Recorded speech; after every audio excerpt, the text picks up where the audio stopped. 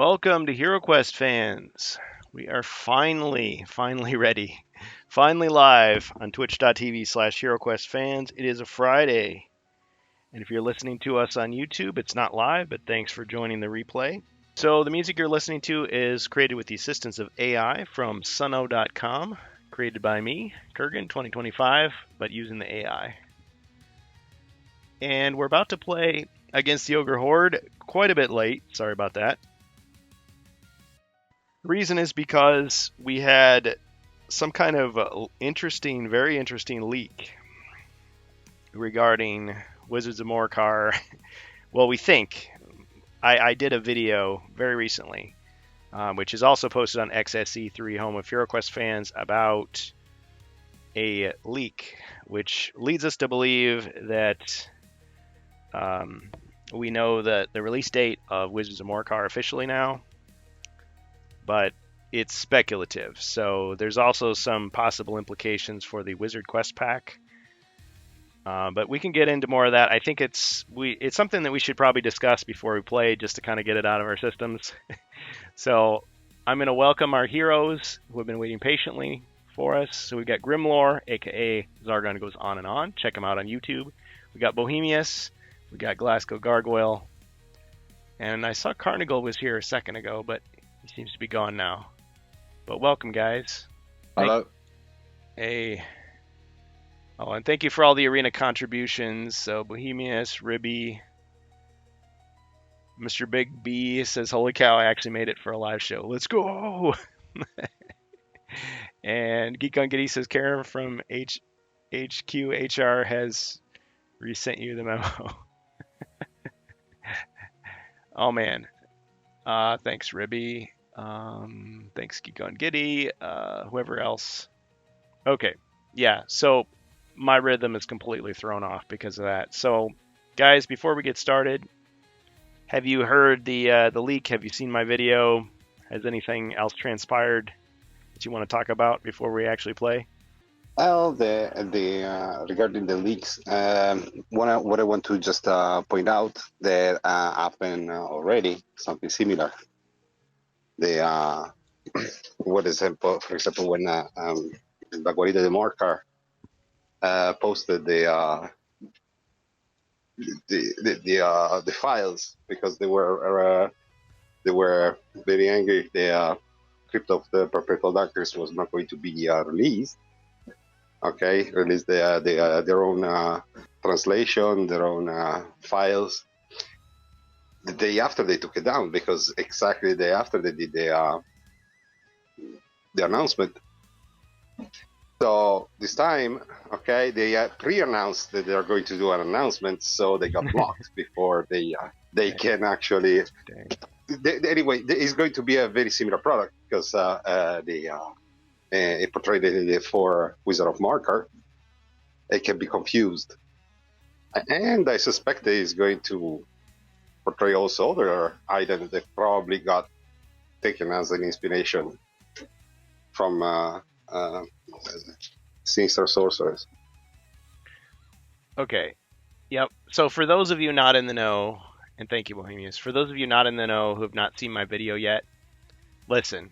First of all, disclaimer, I'm just a regular guy. I'm just an independent board gaming journalist, guerrilla reporter, private citizen. I don't have any specific ties to Avalon Hill or Hasbro. I get leaks the same way other people get leaks. Like, I haven't signed any agreements. So whatever I say is going to be my opinion, my speculation. I've been wrong before, but yeah, I mean, this is not something that I made up. This is coming from sources that I believe are reliable. And yeah, to me, I was thinking to myself, oh, you know what this revealed? This revealed that HeroQuest Italia, the Grog guys, have some kind of agreement with Hasbro, and they are getting in trouble because they are presumably leaking something they're not supposed to leak. But Luke Kaposki was commenting on this, Ash was commenting on this, not to quote them directly, and they can speak for themselves, but we were speculating that no, it's just a misunderstanding. This is not a reveal or tell that they actually are releasing the Wizard Quest pack officially, the Sinister Sorcerers, from Hasbro. But maybe they saw that, like you were saying, Bohemius, and got confused. They saw Wizard and they thought, oh, this means HeroQuest Italia is going to leak it before the review embargo, which ends coincidentally at the start of Spiel Essen, which tells us, okay, Wizards of Morcar is coming out at Spiel Essen. They're going to show it. Maybe even we'll get a release date officially, which made me think, okay, November, next month, or 2 months from now. 2 months from now. Sorry, it's only September. Because I know what Patrick said. I mean, we tried so hard to get information from those guys at Gen Con, but they couldn't do a sit down interview. They couldn't do anything recorded. They didn't say off the record, don't tell anybody, but I mean, they were just very careful what they said. It was just like, okay, well, I was saying like, hey, it seems like you guys release stuff in November or January, right? And Patrick said something like, you seem to be picking up on our practices and trends. Like, he didn't say for sure. And I said, well, what's the next big convention that you guys are doing?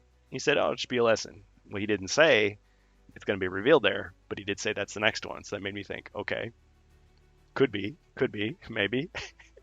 And then we had no idea about Doug Hopkins doing the appearance at the Gamehole convention, which Ribby's going to. And so we were thinking, well, maybe it'll be revealed there. But to me, this is saying 100% confirmation that a big reveal is coming at Spiel Essen. But the question is it Wizards of Morcar as we think? Or is this an admission that the Wizard Quest pack, despite everything Chris Nato told us at the time, is actually coming out from Hasbro? What do you guys think? Do you think there's any chance of that, or do you think this is just a confusion? It's all Wizards of Morcar. They're just being extra careful.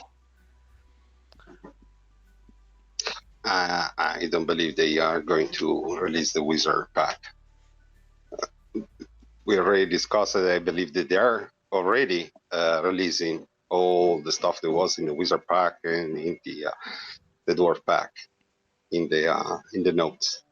We already have a lot of examples in Jungle of Tetrarch, full of reference, full of stuff from the notes, from the Dwarf notes. And the Sabertooth, is another reference to the Wizard pack. So I believe the Wizard of Morcar is going to be packed full of this reference too. So yes, because anyway they have space, they have 5 extra quests to create. So yes, I think that the Wizard pack is difficult. I don't think they're going to do it. Okay. What do the rest of you think about that? I reckon it's like the whole thing with Avalon Hill just being over cautious with Wizards of Morcar being, the next release. I think they just don't want any sort of overlap with any other mention of Hero Quest and Wizards in the same, sentence kind of thing. Could be. Okay. It's like that sort of corporate side of things and, the retail side of things as well, where they just don't want anyone getting their wires crossed. Mm-hmm. Yeah. I think that's also a good theory. Glasgow, what do you think? Any thoughts? Okay, so I've been out of the loop of this all day. This is news to me right now. So I'm listening to you guys and I'm agreeing with what I'm hearing. Makes a lot of sense. Really stoked to see the reveal at Spiel Essen. Yeah. Okay, well, now my comments. And I don't mean to take up the whole time with my comments because I just did a 14-minute video talking about this. But I just want to make clear, if you're watching this image you see is not official. Okay, this is not official at all. 100% fan created. This image you see is from Luca Paschi's Lost Quest Pack project. I know it's done as a mock-up to kind of remind you of the old flyers that Milton Bradley put out in the 90s in that retro style, but that artwork is all from like a modern artist that they hired.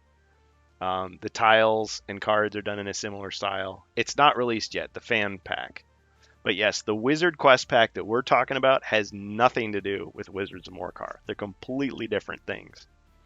Wizards of Morcar is the European pack that you guys know well, better than I do probably, from 1992, which Chris Nato prepared us for. And Doug basically said, whatever he's told you, he's already spilled the beans. Like that was his quip. And he said it with a smile and a, glint in his eye and a little wink and a nod. But I took that as, okay, yeah, they're going to create extra material just like Chris was saying. If we did it, this is what we would do. And I strongly agree with Bohemius, your theory that instead of doing an official Wizard Quest pack in the 90s style, Avalon Hill is just going to take as much material from that cutting room floor, stuff from the drafts, as they've been doing already, like you said. They're going to take that and use that as material to pad out the retail Wizards of Morcar that's coming to give us that, full experience. So it feels like a big box as opposed to like a lot of people were saying with the original Wizards of Morcar, this is so small, this is so undeveloped, it's too short, it's too small. Like modern HeroQuest players are expecting more of this, so they could preserve all that original stuff and then use that unreleased stuff as inspiration. But what I was wondering is, do they actually have an idea, a plan that they're going to release a Wizard Quest pack separate from that? Because I thought, well, if they do that, it's probably going to be completely original. Like that's the expectation I was hearing from what Chris was saying, reading between the lines, because he didn't outright admit it. But just thinking like, okay, if there ever is a Wizard Quest pack officially from Avalon Hill, it's going to be something new that we've never seen before. It's not going to be based on the draft. Whereas Luke Koposki's project is trying to give a fan-made reconstruction of what we imagine the Wizard Quest pack would have been like if it had been released in 1993. And that's why the art you see on the screen is in the style of the old stuff. I mean, that's not AI generated. That's actually like they hired people to like draw, rat men and minotaurs and stuff. My only concern through this whole thing is... Oh, sorry. Go ahead. I've been talking a lot. It's totally in that sort of old 80s, early 90s model style, even the way they're sculpted and stuff. Yep. And the artwork, even the way the color palette and everything is. Yep. And the artwork itself just screams sort of 1980s, early 90s fantasy. Heck yeah. And I love it. Like if Avalon Hill released an official Wizard Quest pack, whether it was a brand new thing or if it was based on the drafts, I'd still buy it, even after Luke Koposki's thing, because it would still be like in a new style. It would be their editorial interpretation of how it should have ended, because it wasn't complete, right? So everybody who takes the drafts up to finish it is going to write it a little differently, make a little bit different decisions. So it's going to play differently. It's going to feel different. Okay. It'll have a total different spin on it if someone else writes it, and I think as well, like it's just going to aesthetically look differently. Absolutely. With the modern style, artwork on the tiles, the miniatures, everything, the way things will be imagined will be totally different. Yep. So yeah, I just think the whole thing with Avalon Hill, because of the timing, I think, and the wording of it all, being, wizards, and it's a wizard pack and focused on that, and, Hero Quest, they just don't want anyone getting their wires crossed. I think that's all I think that whole thing was about, though.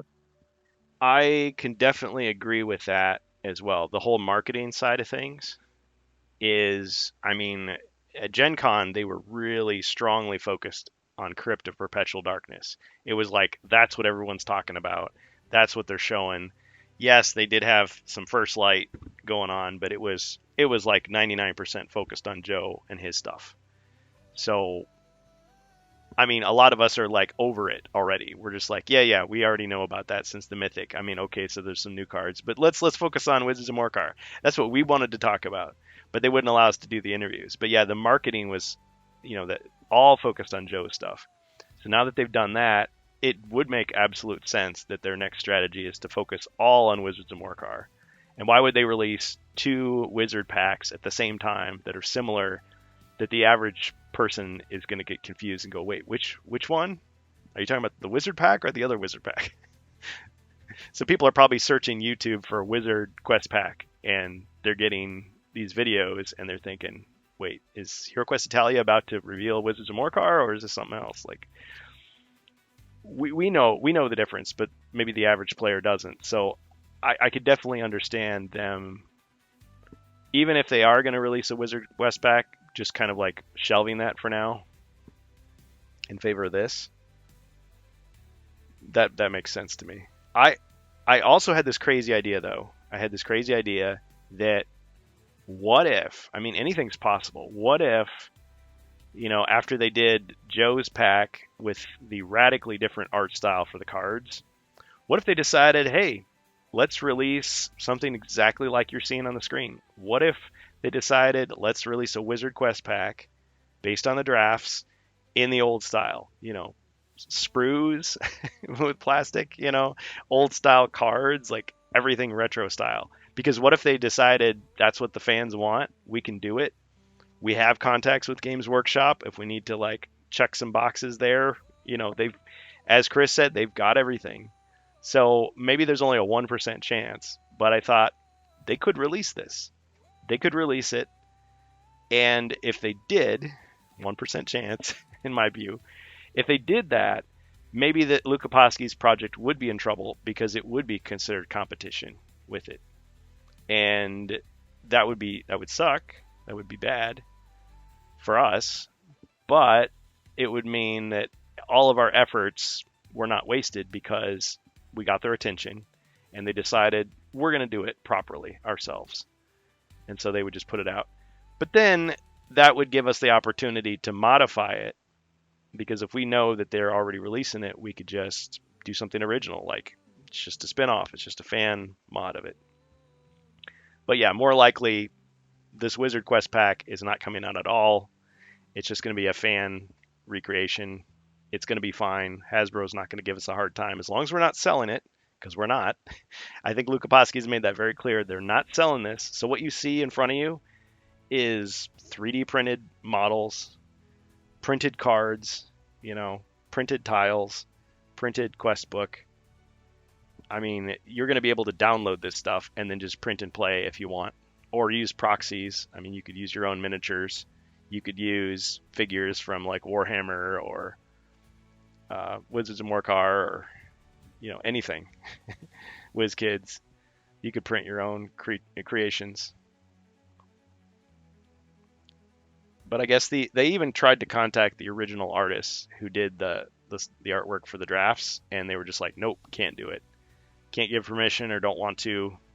And so everything is, done in that same style, but it's brand new. So if somebody did decide to like abuse this and like pretend it was a real product and, print it out with the actual HeroQuest logo and everything, which you're not supposed to do for things you sell, and threw it on Etsy, Luca Paschi and his team could actually go after those people to get it taken down, because they don't have permission to sell those miniatures. They don't have permission to sell the card art, right? And then Hasbro could get involved because they could say, hey, you can't call it HeroQuest and sell it without our permission. So even though I'm always kind of worried that somebody's going to try to fool people and scam people by pretending this Wizard Quest pack that you see before you is a real Hasbro product, there's systems in place to stop that from happening. My plan, and I've talked to Luca Paschi about this, is September 19th on twitch.tv/HeroQuestFans, so this channel, we are going to be doing like a brief interview with him at 2 p.m. Central Standard Time on that Friday. And then we're actually going to be doing a live playthrough of the Wizard Quest Pack promo quest. But I want to make clear what that is that is a quest that Luca wrote himself in modern times, inspired by the Wizard Quest Pack draft notes. So it's not actually a Hasbro quest from back then. It's a brand new quest, but it's written to be like a promotion, like an intro, similar to how Avalon Hill has done that with their stuff. Like they wrote Forsaken Tunnels of Zorzel to promote Keller's Keep and Return of the Witch Lord, but Doug wrote it in modern times. Or Rogar's Hall, which to reintroduce people to HeroQuest for the HasLab campaign, or what was it called? Nightfall to introduce Rise of the Dreadmoon. So this quest would be still an original creation, so it's not like Hasbro owns this quest and can like shut it down. So even if somehow the Wizard Quest Pack, Lost Quest Packs project is forced to be shelved or something, that quest can still be out there, right? So I don't think we have any problem. But HeroQuest Italia, they did take their video down because I guess the title kind of, I think they put the word official in there. Maybe that's what got the attention of Geek on Giddy saying Karen at HR. But, I'm not going to reveal the person's name, but the person that sent them a notation, I think probably saw the word official and was like, no, that makes it sound like you're presenting some of our material.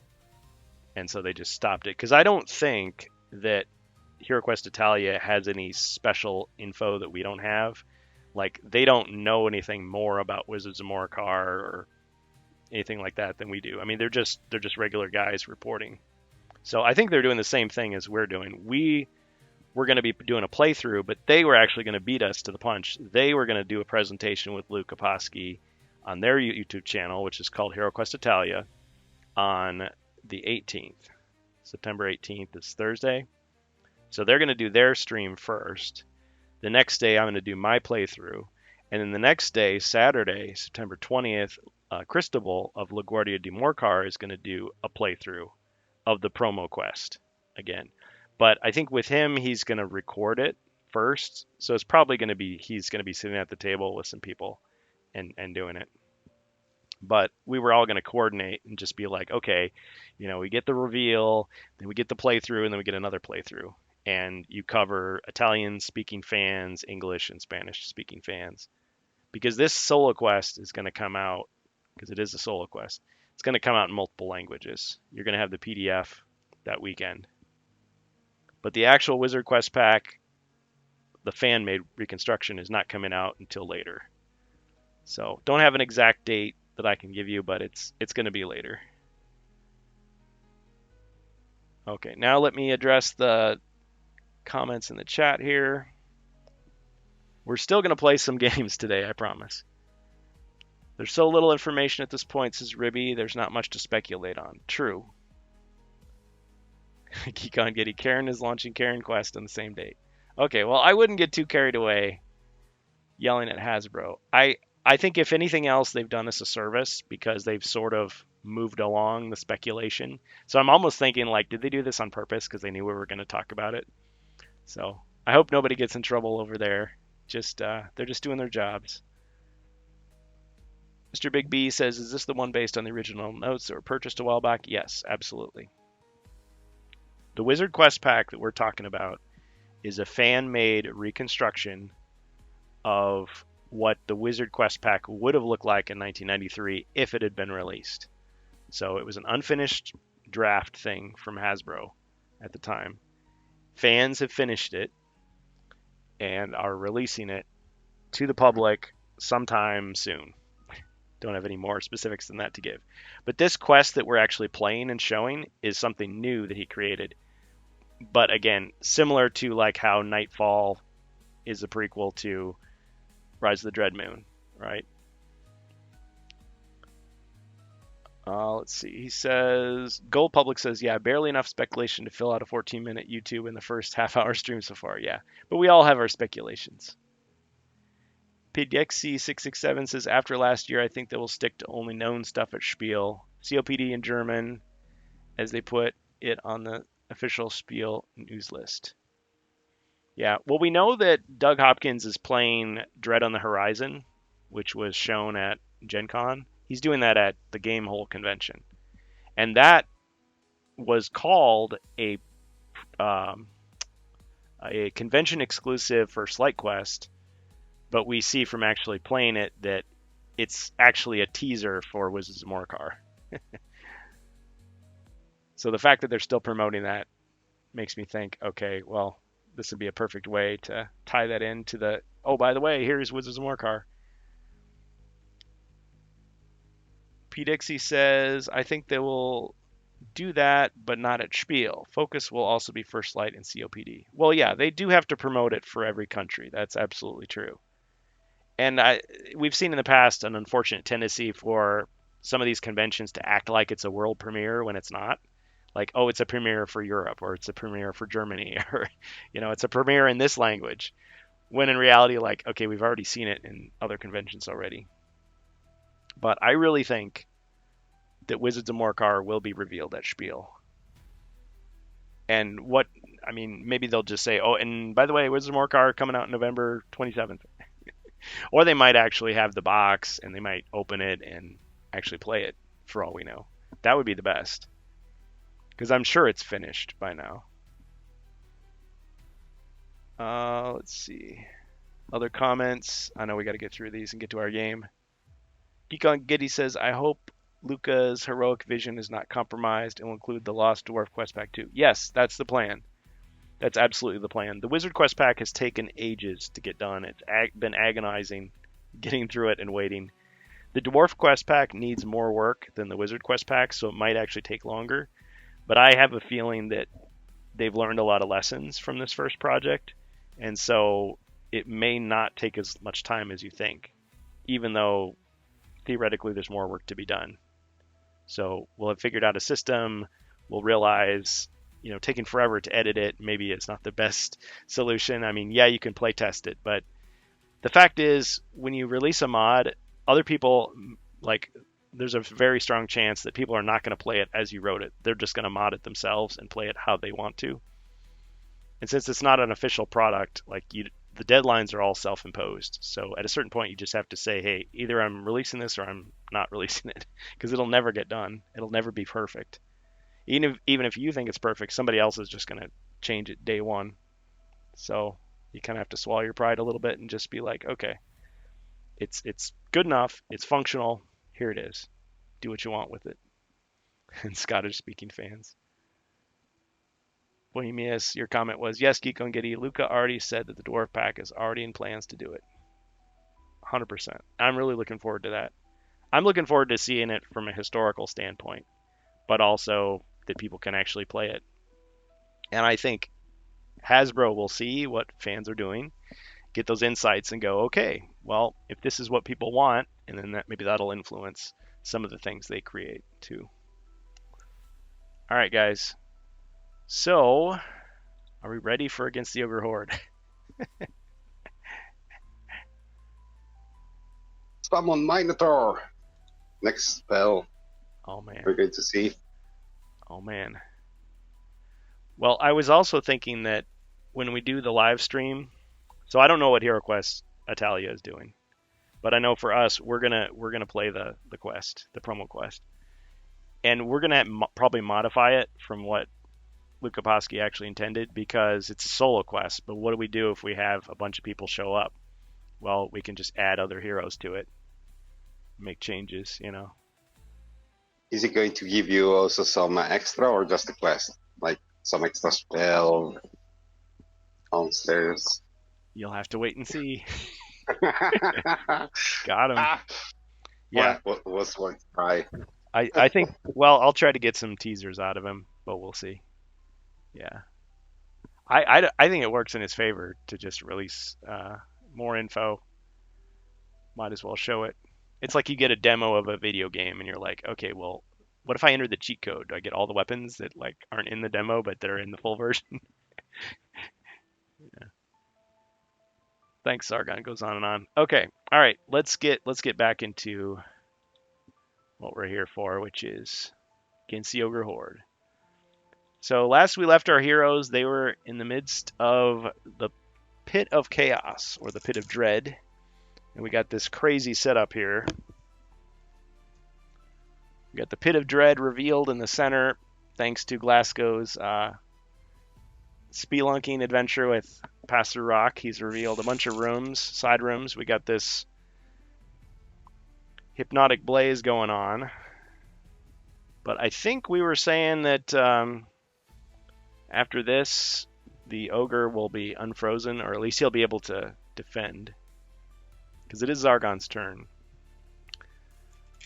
We got these undead over here, so this is the elf. This center room was revealed with the map card, I believe it was. We've got the druid over here. In this little room with the pit of darkness, we've got this yawning chasm, this really dangerous bottomless pit situation. But the monk is on the bridge there. And we've got the dwarf exploring over here, possible trap there. And of course, all this coming from the entrance door there. But these doors that you see here with the mummies, those are those large stone doors, those heavy stone doors. Okay. Oh, gotta fix the camera. So who do we have for, I think Glasgow said he was going to be the elf, but who's controlling what character? I'm the monk. Okay. And the druid. Okay, so Bohemius is the druid. Monk is Grimlore. Okay, I gotta fix the... Okay, go ahead. Jason was the dwarf, wasn't he? But he's not here, so... Not here yet. Okay. Right. Yeah, we can just put a little torch to represent the dwarf until we have a dwarf. So anybody listening to us live, twitch.tv/HeroQuest fans as usual. If you want to jump into the quest already in progress, that's great. Love to have you. Just hop into the link there you see at the bottom of your screen, the Discord, HeroQuest fans, and go to the room known as Quest Talk. That's our voice channel, Quest Talk. Introduce yourself. We'll get you going. Even if you've never played HeroQuest before, don't worry. All you need is pencil and paper. The rest we'll figure out with you. It's really easy. Everybody else who's listening live on Twitch, you can interact with the quest in the Twitch chat using your channel points, your gold coins. Hope you guys can hear me. Yeah, if you want to interact with the quest live, you can join the Twitch chat and use your gold coins or channel points to interact as we play. You can help Zargon, you can help the heroes, you can help both if you're really feeling chaotic. But otherwise, if you want to control a hero, hop into the HeroQuest fans Discord, voice channel, Quest Talk. And if you hit the little chat bubble, you can actually chat with us there too. All right, cool. Welcome to our chat. So we got Danu, Geek on Giddy, Gold Public, Mr. Big B, P Dixie 667, Steve RS 2000. Hey, welcome back. Wardicon, Zargon goes on, Bohemius, Glasgow Gargoyle, and Grimlore, aka Zargon goes on and on, and on and on, and on, and on. I'll stop now. Okay. All right, my turn. And I just have to remind myself what cards I had last time. Do any of the heroes need any reminders on their stuff that they've got, by the way? No, but can I be a little bit of a pain and remind Zargon, the good and fair Zargon, that my potion of vision is still active, and so is my rock skin. Oh, man. Wow. Got him. Oh, and I got it.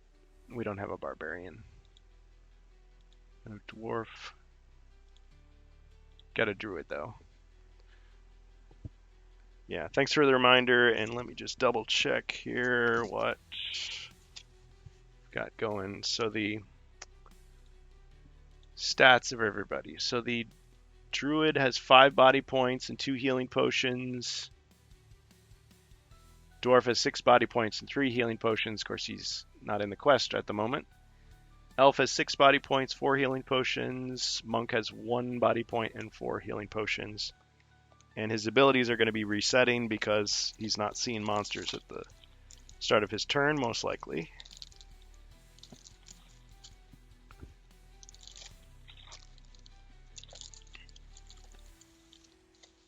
Let me just grab his ability cards here. his styles, his skills.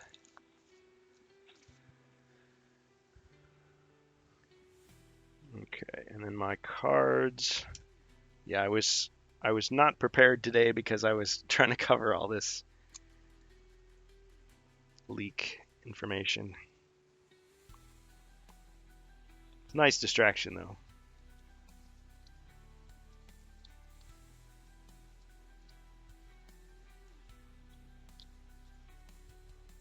So that one, that one. It's nice to get a bit of news, actually. It's been a while for Hero Quest. I know, yeah. So, yeah, good thing. Mm-hmm. More to speculate on. Yeah, keep that buzz going. Okay, finally, I can take my turn. All right, so Zargon. I'd like to damage the elf and douse that potion of vision that he's got. Actually, I think there's supposed to be a cupboard in that room.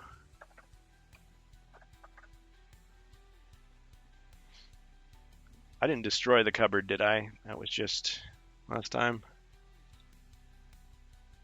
Yeah, it's still there.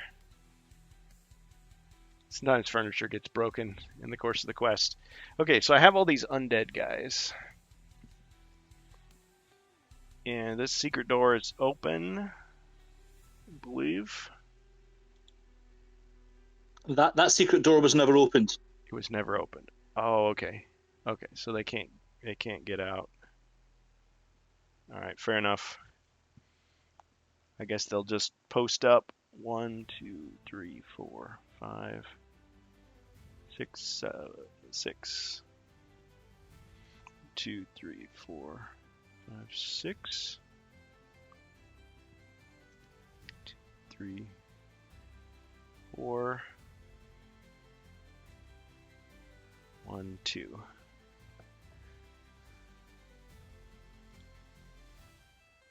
Okay, yeah, so the contents of this room are not necessarily known yet. Okay, then I've got all these bad guys here. So these mysterious hooded figures and these dangerous looking chaos warriors and these mummies that rose up out of the abyss. All right, let's see. Okay. All right. This hooded figure is going to use his magic to try to draw something out of the pit of chaos there.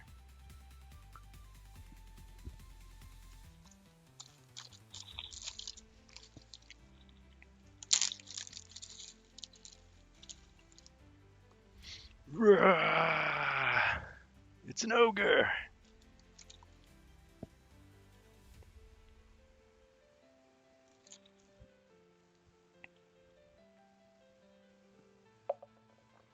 Okay, all right.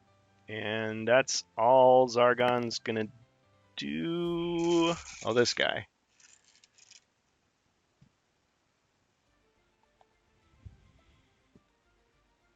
Okay, so he can't do anything because of the hypnotic blaze. All right, finally, heroes. Oh, thanks, Verg. Appreciate that. Don't worry, Gungitty. I know what you're talking about. Okay, so we got the monk. His abilities reset.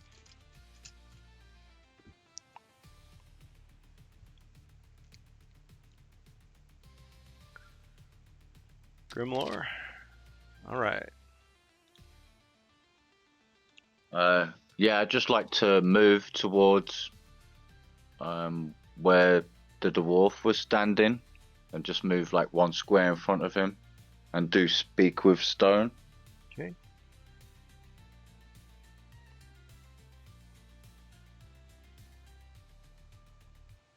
Okay. Will Glasgow join me if a local Wizard Play Network store hosts HeroQuest? Oh. Well, you guys should work that out. Sounds like fun. Yeah, sounds like fun, man. DM me. Nice. Yeah, contact your local FLGS about WPN HQ. ASAP. What are you even talking about? They're hosting HeroQuest Avalon Hill game nights at select stores, but most of the stores have no idea what's going on. So you got to call them and tell them, hey, we want you to do Avalon Hill game nights, please. And I'll volunteer to host HeroQuest. Thanks, Geekon Giddy. Okay, so you do speak with Stone, so you search for traps and secret doors simultaneously. And, okay, so we're going to say a mummy comes out of the Pit of Chaos as well. Another one. All right, so in this corridor, let's see. We're going to reveal some traps. Just need to get my specialty tiles here. Okay, so there is a potential trap. Well, the square looks suspicious. Over here. That square looks suspicious there. And, oh yeah, this should have been there from the beginning. Sorry, there's a stone wall here. And no secret doors detected. Okay, I'll leave it there then. Thanks. Mm-hmm. Game cafes seem more up for it than retailers. Well, some of these local game shops, I've noticed, like a lot of them, at least in my area in the US here, you could just ask the manager, like, do you have a game space? And a lot of them will just let you bring in your own game and just sit down at a table and just play. You know, it brings business to them to have people like playing games and having a good time. Some of these stores, they'll charge you a fee, like $5 for the whole day or something, or some of them you probably have to sign up in advance. Some of them have rules that say, you know, you can only play a game that they actually sell at the store. Sometimes you have to sign up because it's a specific event, like on a certain day they'll have board game nights, and you know, maybe somebody from the store will run it or something like that. But I think for this Avalon Hill game nights, it's specifically to promote HeroQuest. Like they're actually going to send a demo kit to the store, so the store gets a benefit. Like they'll get a copy of HeroQuest that they can just like demo for customers, and they're supposed to get swag. So last year, a few stores did it, but they would have dice, like the yellow dice, the Mountain Dew dice. They would just give those away for free, like if you participated. I think this year they didn't say specifically which swag, but I presume they meant like the Adventure Design Kit pads and the GM screens, like they were shown at Joe's play party, basically. Like they're just going to give some of those, maybe the Bard sheet, maybe they'd give some of that away. So the store would have some of that on hand for people to get. So yeah, like those of us who missed out on the Gen Con stuff would be like, oh great, let's get that. But then the store, like my local game shops have copies of HeroQuest on the shelf already, but it's like this would promote the product they already have. And it wouldn't even have to be store employees to do it. Like you could volunteer as a fan. I mean, it sucks not to get paid, but I mean, you're having fun, you're playing the game, you're getting some swag, you're getting something out of it. And it promotes our community too, because they could be like, oh yeah, these guys are great. So be on your best behavior. Be a good ambassador for us if you do it. But it might have to be kind of a grassroots thing, because it doesn't sound like they're putting a ton of effort into promoting it. It's just, I mean, they're spending money on it, so it is something. Anyway, I can go off. Okay, so Grimlore, so you did your movement and action, and I should keep the game moving along. So the elf, Glasgow. All right. I know you're controlling an elf, but you seem more like an explorer this time. Yeah, absolutely. I'm enjoying exploring. Okay, so in the interest of fairness, I think I'm right in saying my count is that the ogre is no longer affected by Hypnotic Blaze, so can defend against my next attack. Right. So I'm going to go ahead and arm the longbow and take a shot at the ogre. Huh? I'm not ready.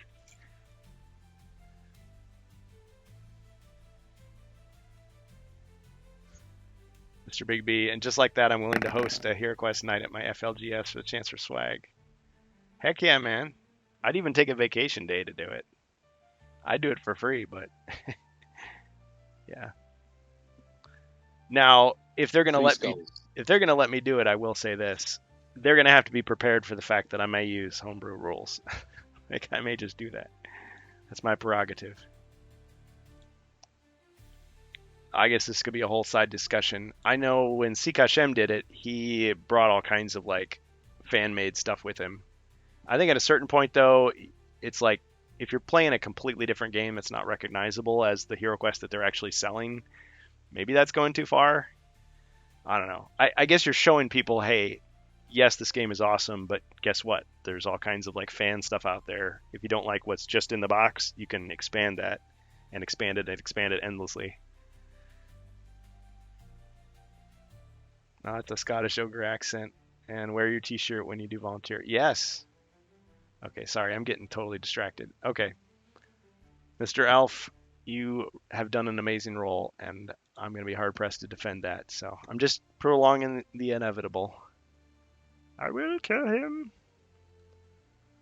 Okay, so we defend with 5. Friendly local game shop. Okay, I blocked 1. Okay, so that's 2 damage. And an ogre warrior. Okay, he still has 1 body point left. Massive damage, though. Oh, had that ogre already taken damage? I think he took 2 already, by my count. Ah, okay. Can I ask a question, Kurgan? I'm not sure about how this rule plays out. I've forgotten. So it's with regards to my spell Time Stop. Yep. Is that one of those spells that doesn't require an action? Like, let's say I wanted to cast it on myself to get another turn. It seems kind of pointless if it means I've got to use up an action for it. Yeah, I hear you, and I think my ruling in the past has been it just gives you 2 turns. So if you say you're using it, you get 2 turns, right?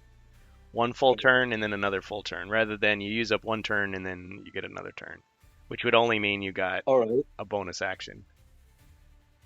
So would I be allowed to cast it like now and take another shot at the ogre? I think so. Let me just take one look at the card again. Not the card again. The card's very vague. Not the cardigan sweater, but the card again. Okay, just to be sure I'm being consistent with myself here. Okay, time stop. This spell may be cast on the spellcaster or any one hero the spellcaster chooses. It temporarily stops time for everyone else on the game board, enabling the hero to take another turn immediately after his current turn. Yeah, I'd say so. You can go ahead and move an attack again if you want. Okay, so I will do that. I'll use my time stop spell, and I'll just stay where I am and have another shot with the longbow, and hopefully I get another decent roll.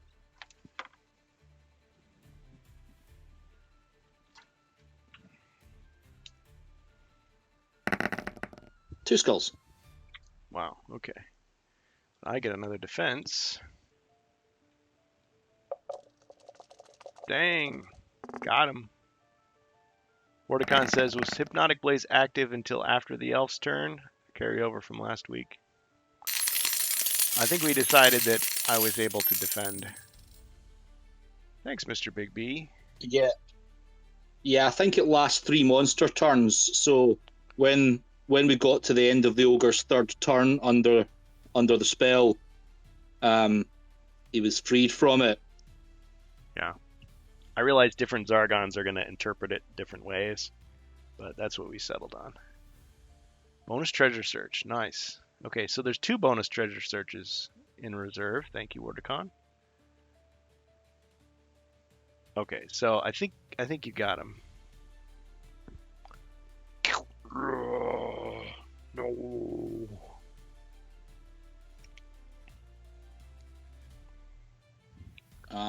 I don't see any traps or secret doors in here, do I? Because that would have been shown before. Yeah, no traps or secret doors Now, visible to the elf. just a reminder, I found this ring last time, so the idea was we were supposed to throw it into the pit of chaos, and then head back to the Shire or something. Yeah, assuming there's still a Shire to go back to. Oops, spoilers maybe. Yeah, you All seem right. to have this ring that you found in that cupboard, and it may be that that's Festral's ring that your mission is to destroy, to cast it into the fire. Destroy it. Right. Okay. So, can I drink my potion of recall? And let's get back past through rock.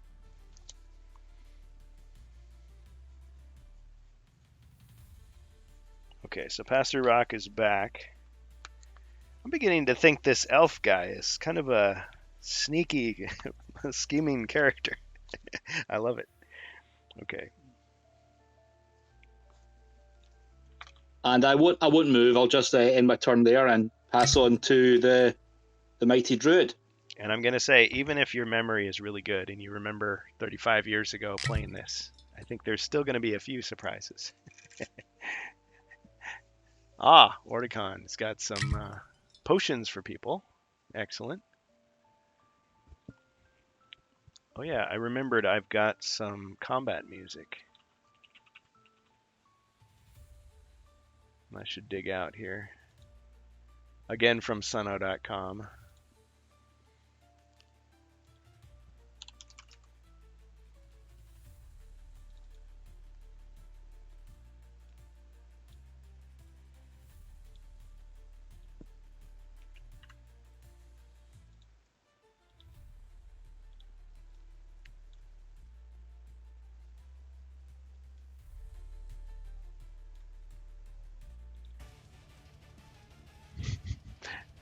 Over the top thrash speed metal stuff.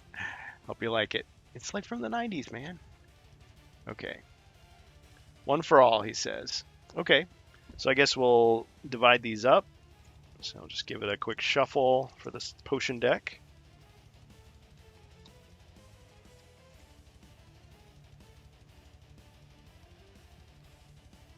Is Elvish, Scots, or Savvy no sneaky? Thanks, Geek on Giddy. Okay, so first potion, Potion of Warmth. Magic resistance against damage. Potion of Resilience, so that's like defense. And was there it's 4. Or no, 3. Okay. So we got defense, magic resistance, and warmth. Who wants what?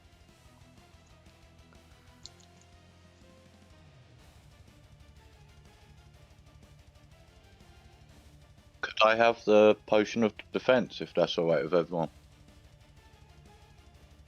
Okay, so Grimlore with the defense. I'd like to have the warmth. Okay.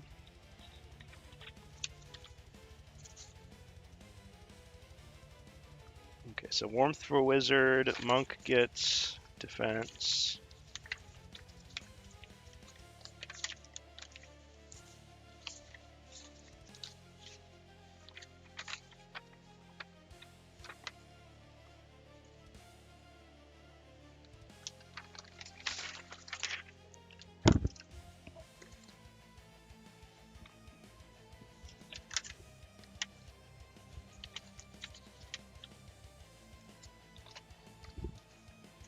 Alright, and so magic resistance against damage.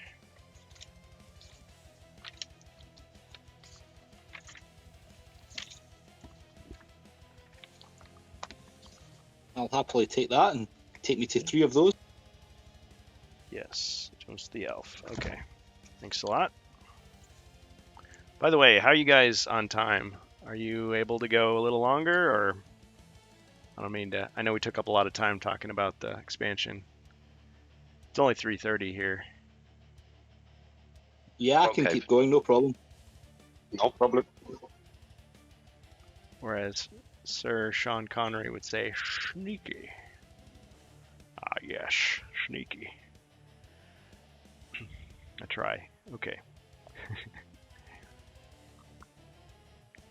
Alright, so the elf and now the druid.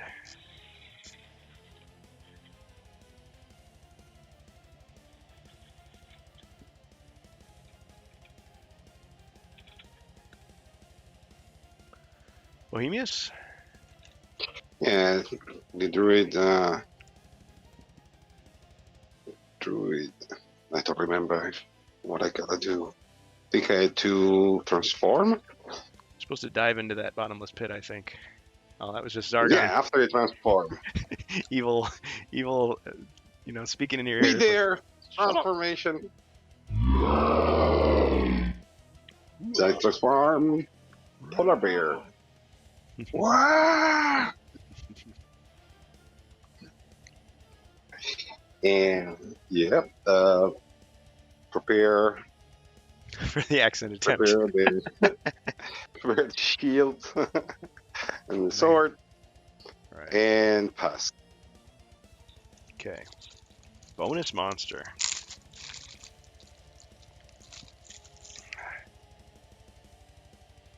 Okay. Alright, we're going to say another creature comes out of the pit of chaos, but this one is unknown.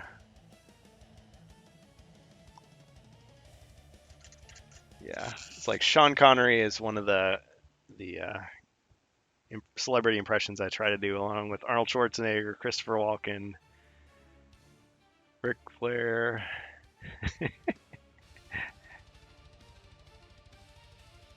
Maybe they're not great impressions, but I like doing them.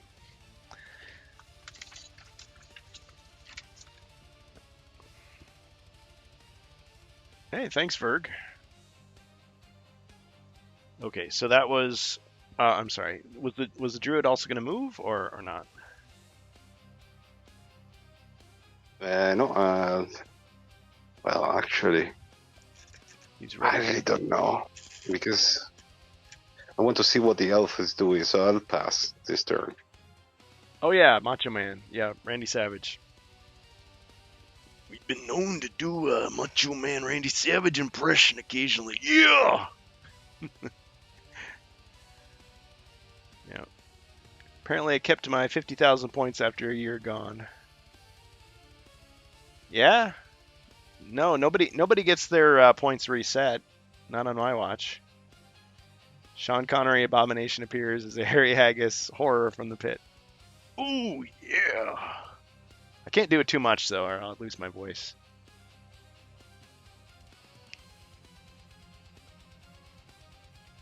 Of course, the more I talk about it, the more I'm tempted to work it into the conversation. This is what you put up with on HeroQuest fans. Okay, all right, so it's my turn. My evil turn.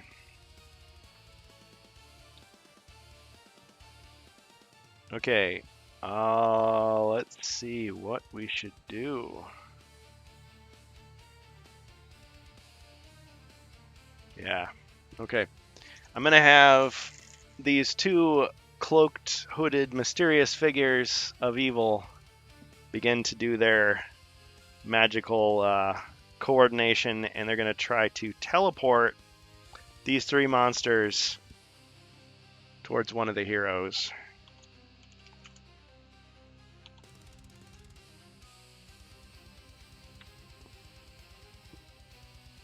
Okay.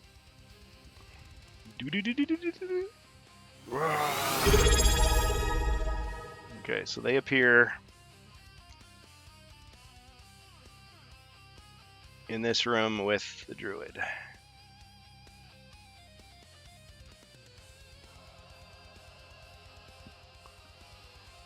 Okay, thanks, Verg. Appreciate it. Okay, so at this moment, though, only the mummy is in range to attack.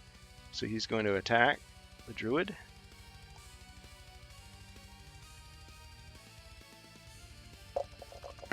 Two skulls.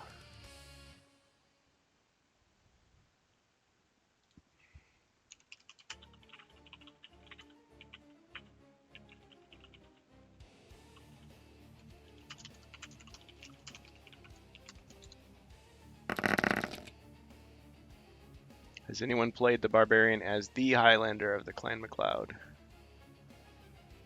Not yet.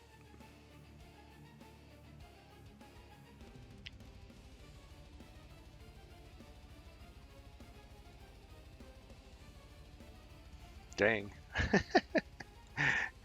Okay, you blocked everything. Cha-ching! Okay, the rest of Zargon's turn. I think those monsters are just going to kind of stay put. It's going to require greater power to try to bring those undead into play. So we're just going to call that my turn and begin again with the monk, and his powers reset.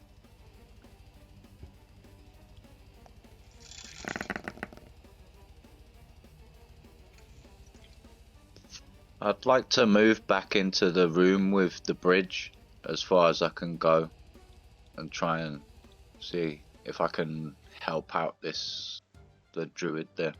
Okay. 1, 2, 3, 4. What'd you get? 5, 6, 7, 8, 9. Whoa, 10. Oh, 9. I guess that'd be as far as you can go. Can I use my crossbow on the... Is that a mummy in the doorway? Yes. Yeah, I'll use my crossbow. Crossbow that you absolutely have. Yes.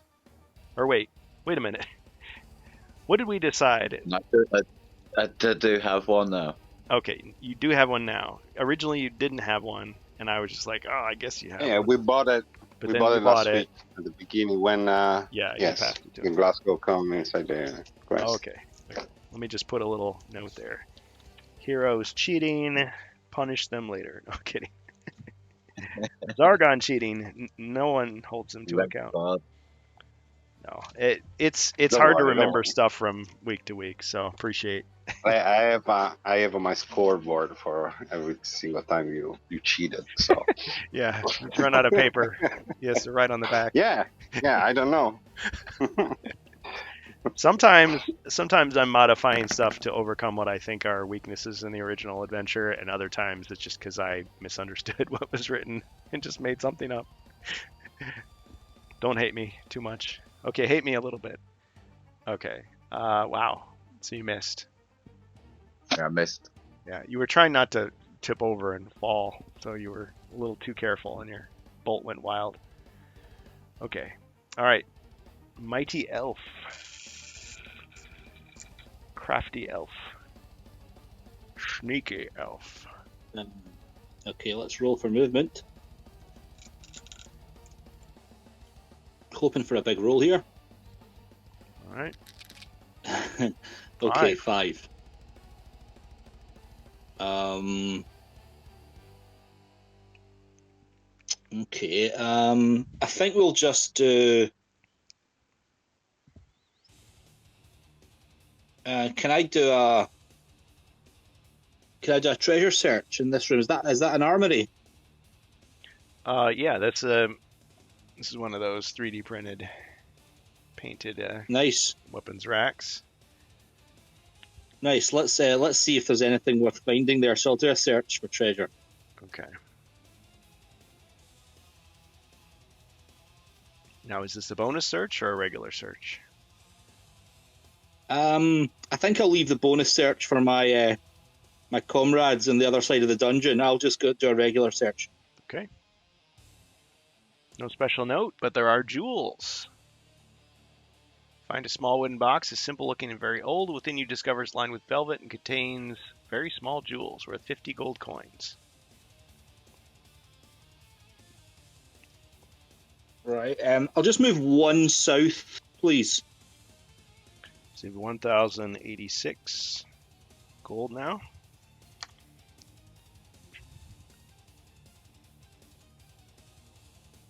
Okay, thank you. Pass to the druid.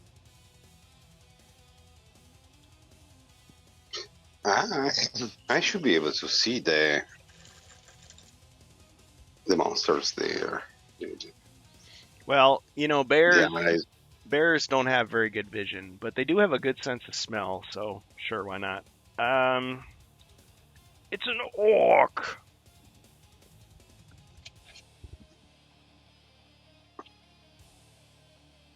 You could just barely see him out of the corner of your eye. Oh. well, you know what? We take the battle axe and we attack the Monday. All right.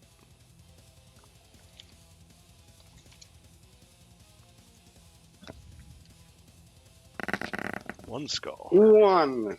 Too bad you weren't a monster.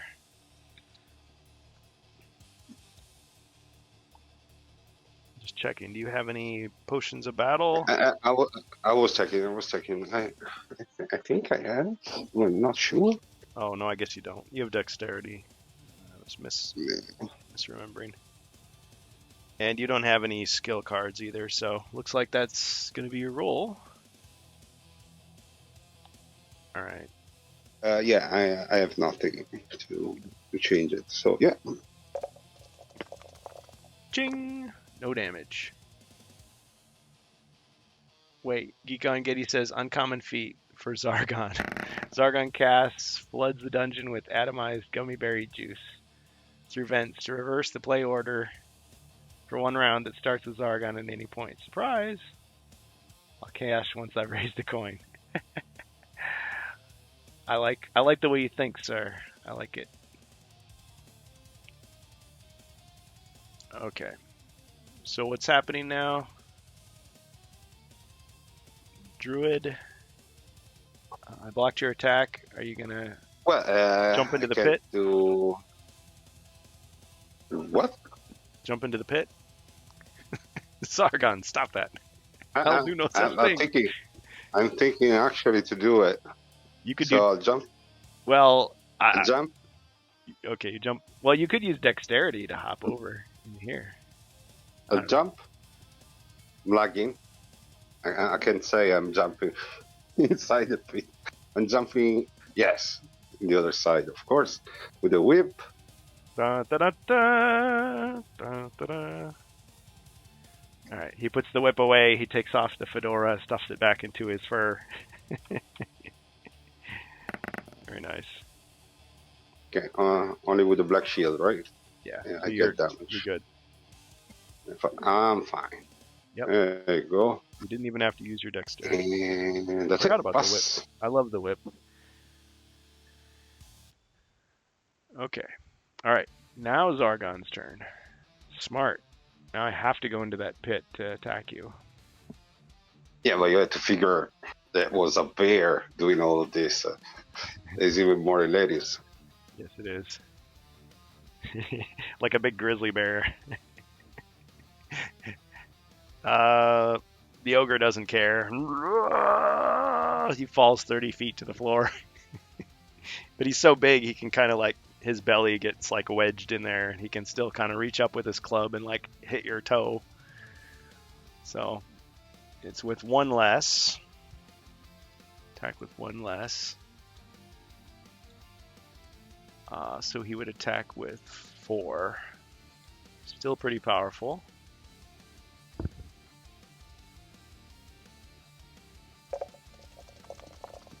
Four skulls. Wow. That bear toe is exposed. Cha-ching! Okay, so you take 2 damage.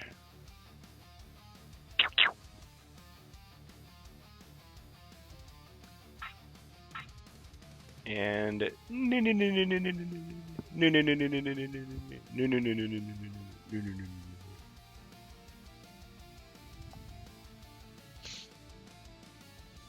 Ironically, even though you're halfling sized, your toe is still like very large because it's because of the hit.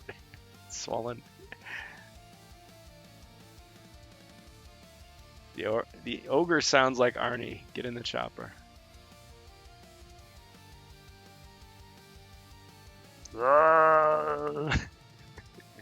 Like from Predator. Okay. Let's see. Other monsters. Let's see. 1, 2, 3. Okay, so the mummy can move out to attack the monk. 2, 3.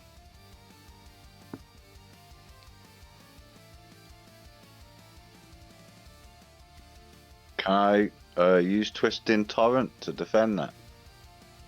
Yeah, you can. I mean, I'll let you roll for defense if you want to. You might not need it, but it's up to you. Got to see if I hit you first. Yeah, I will. Missed. Missed. Okay, so you don't. There's nothing to defend then. Okay. I know you wanted to like use up your abilities, but Yeah, haha. it's alright though. Yeah. It's like you're all ready to defend, to dodge it, but he just like whiffs anyway. But I can't attack you with the orc now. This orc is gonna 1, 2.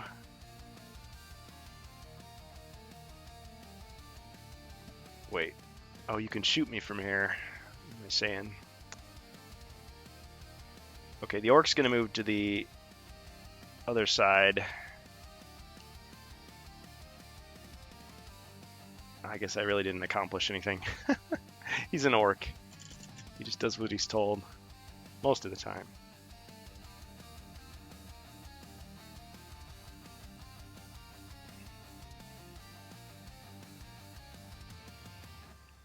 All right. These two cloaked, robed figures are going to attempt some of their evil trickery.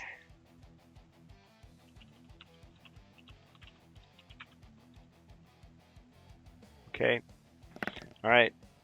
And they teleport these two undead into the pit of chaos.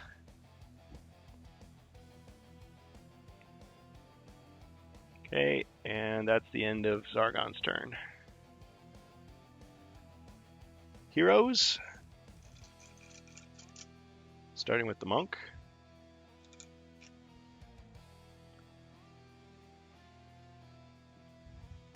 I'd like to attack this mummy in front of me. I think I'll use Strength of Mountain. Right. Pummel him with 4 attack dice.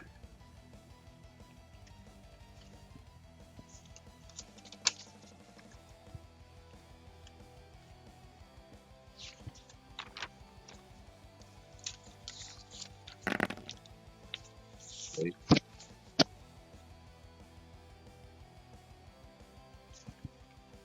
3 skulls. Okay. Impressive. Ching. 2 hits. Got him. You sock him in the jaw, and he staggers, and falls into I was about to ask, can I throw him down the pit? Yep. Totally ragdoll him down into the chasm.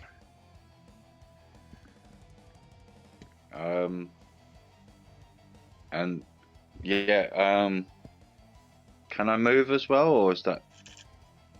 Yeah, you just did an action. You've got a movement as well. Okay.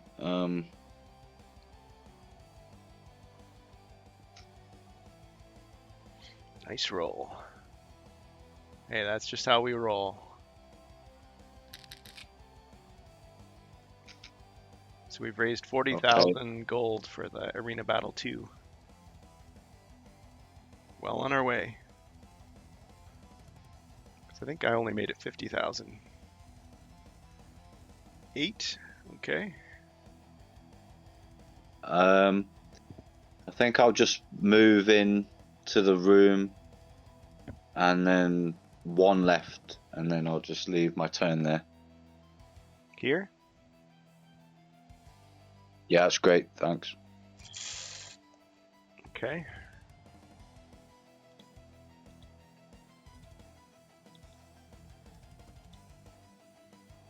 Okay, so the... Oops. Having some issues with my camera here. Sorry.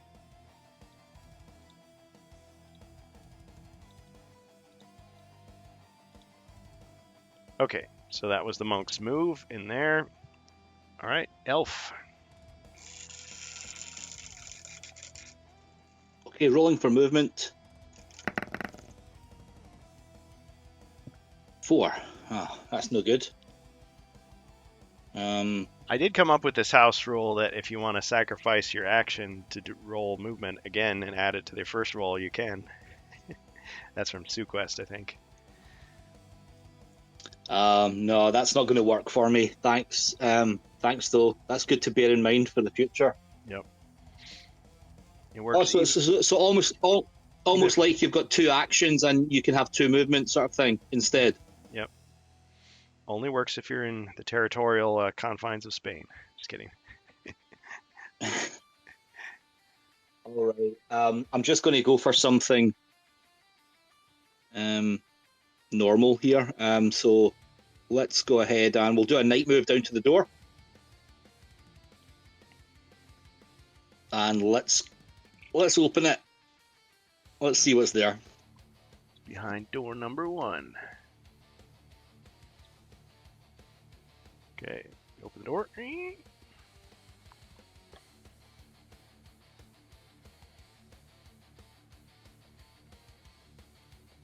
Revealing the room. In the room, you see a door.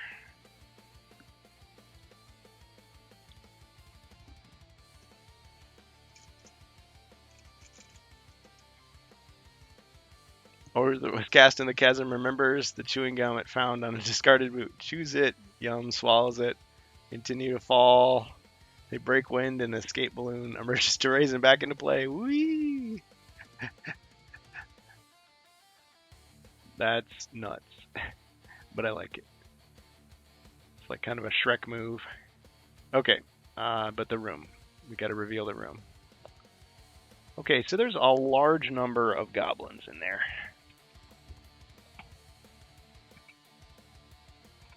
Goblins. Goblins, okay. Okay, I can take goblins. Yep.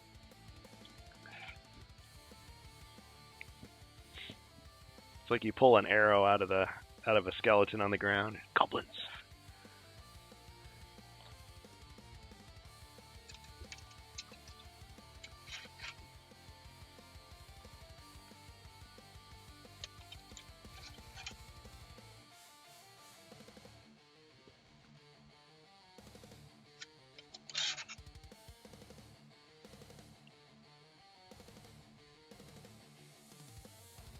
And we got one of these boomerang goblins here in the corner. Let's see if any of them are elites.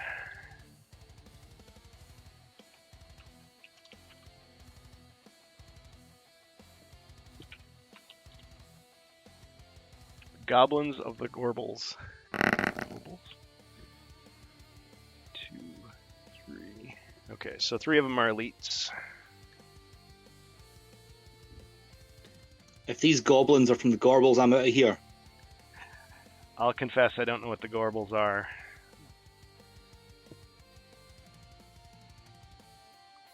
Maybe I don't want to know.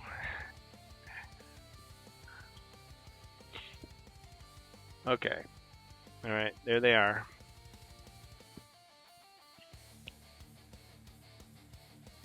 Can I see any doors, secret doors? Oh, there's a door to the south. You see that? Oh, secret doors. Let me see. Potion of vision, yeah. You don't see. Go with that, Kurgan. Oh man.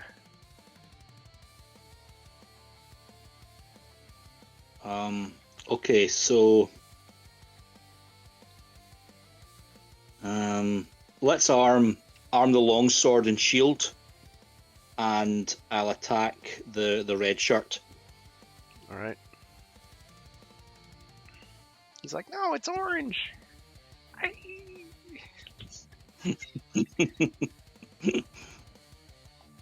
Supposedly more gold shirts actually got killed on screen in Star Trek: The Original Series than red, but everybody remembers the poor red I shirts. heard that. Yeah. And when you think Okay, about it, one skull. sorry, I was gonna go the whole spiel about it, but yeah, Scotty and Uhura had red. I guess Uhura had gold for a while too, but it's like, okay. But then in the movies they made everybody wear a red shirt, so you couldn't tell like who was dead meat. Okay, one skull. All right, so you're saying there's a chance.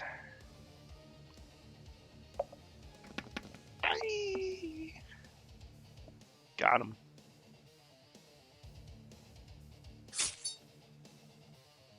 All right, I'll pass on to the druid to be.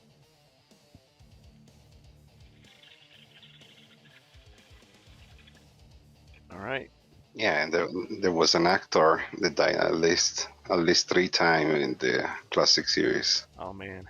They used the same actor for the red shirt. Oh man. That's one. Yeah. Wow. Yeah. Okay. Should I attack? Well, let's do that. Let's attack with the battle axe. You'll have to send me the details later because I have the whole series on disc, and it's like, yeah. Well- On the third time they should have spared him. They should have said, okay, this time he's gonna survive. It just was. They use it in different ways, so it doesn't look like the same actor, but it's Oh. the same actor. Same actor No. playing different characters, so to speak, right? Yeah, one it was like in front of the camera. The other one is already dead in the ground, but it's always the same guy. That's hilarious. Okay, I was going to attack with the battle axe. I can change my t-shirt color. You roll one. Oh my God.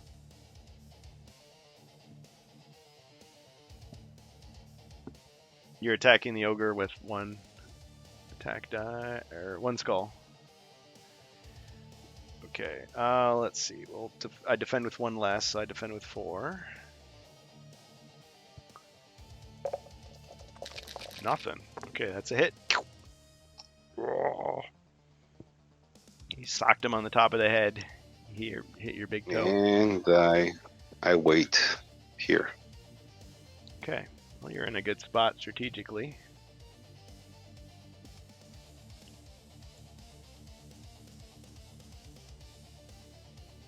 Okay. Zargon.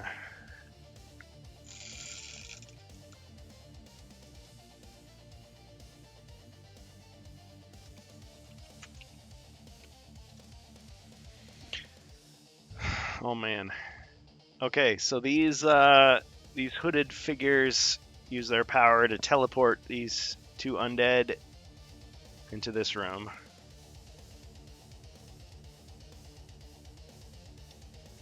And we'll just put them here and here.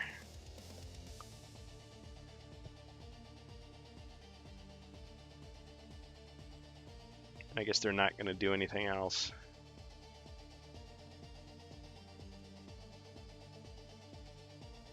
Okay, and then the rest of Zargon's forces, let's see. We've got the ogre can attack the druid from the pit with 1 less. So he's attacking 3 skulls. Okay, must go, Dungeoneers. I have to deal with Karen from HR. Roll strong, 1 and all. Well, Gigon Giddy, make us proud. Keep it civil. Do what you got to do. Yeah, if you're gonna represent HeroQuest fans, be an ambassador for the game. Be a good sport. Be civil, but yeah, be firm. Thanks for embracing my humor. Yeah, I try. You're all good, man. Okay, 2 skulls. Or, no, sorry. 3 skulls against you. You roll 1 white shield. Ching, 2 damage.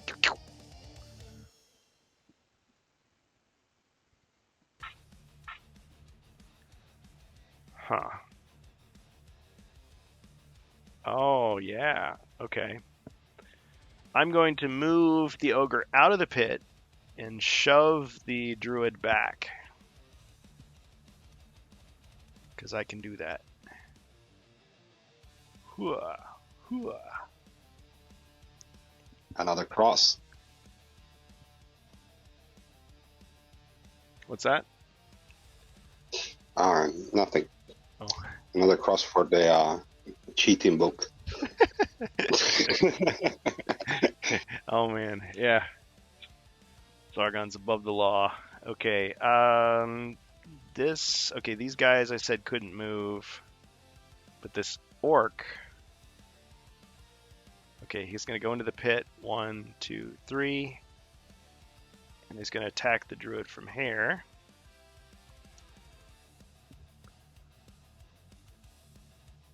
Full strength attack, because he's not in a pit. 2 skulls. Geek on Giddy says, I'll send you the templates so you can all wade in. Power to the geeks. Oh yeah. Yeah. I've called my friendly local game shops. I was really nice about it. I just kind of informed them, hey, this is what's going on. We'd love it if you participate. I'll volunteer. And they said, I'll pass it along to my manager. Like, okay, we'll see how it goes. 2 skulls. But I should probably remind him. Okay. So you blocked everything. Cha-ching! No damage.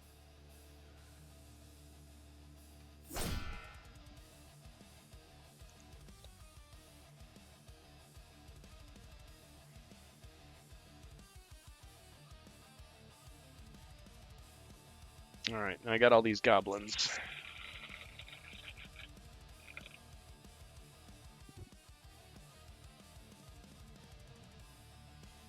Okay, let's have this boomerang goblin go 1, 2, 3. And he'll throw his boomerang. The elf. 1 skull.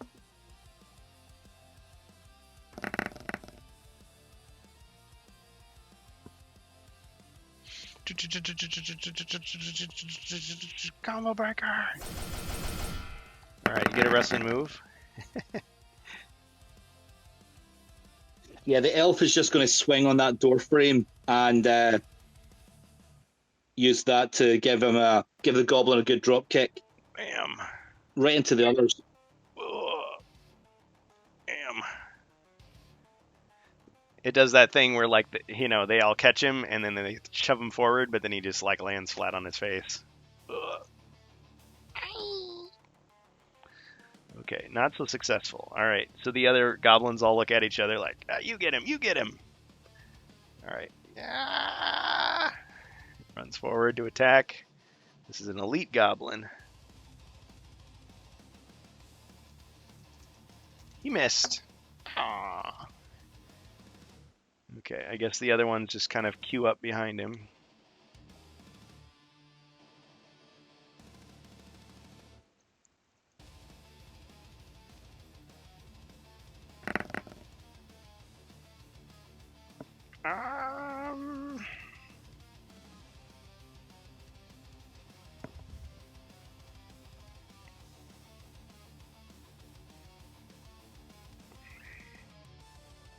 Okay, that's the end of Zargon's evil turn. Back to the monk.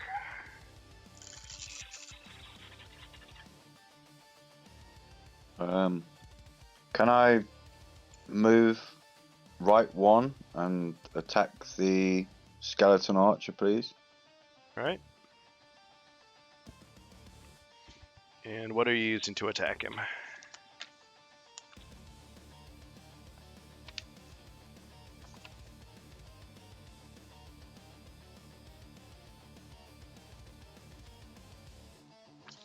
Your greatest weapon, your fists. All right. Yeah, just to make it an attack. Well done. Okay, 2 skulls.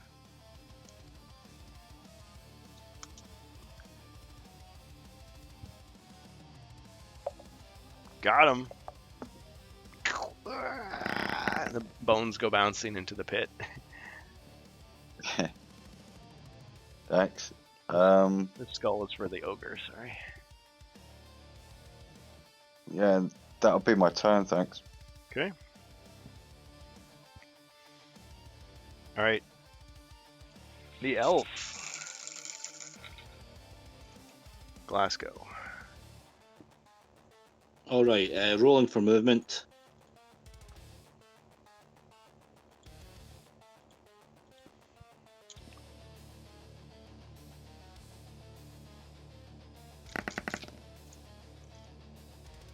Four, another poor roll.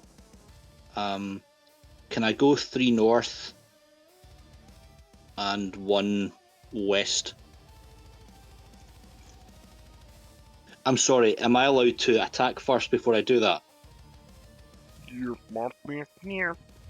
Yes. Apologies, yeah. So I'm staying with the longsword here, and I'm just attacking the elite goblin through the door before moving. So that's 3. Yep. Yeah, 2 skulls. I think you got him. Come on, at least block 1. It didn't matter. Still got him.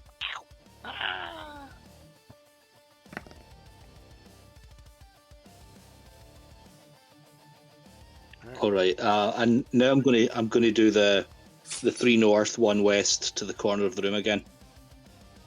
Let's see if I can get these guys to come in and fight me.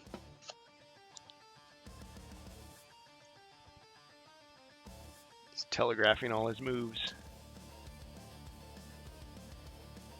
Okay. Okay, pass to the druid. Alright, the embattled druid.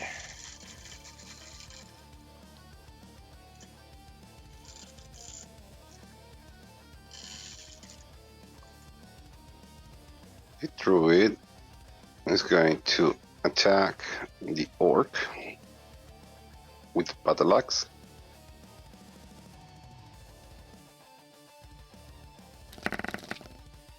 Three skulls. Yeah, I think you got him. Just token roll. Ching, and you just overwhelmed him. Alright, there was a bounty on him for 20 gold. Yay!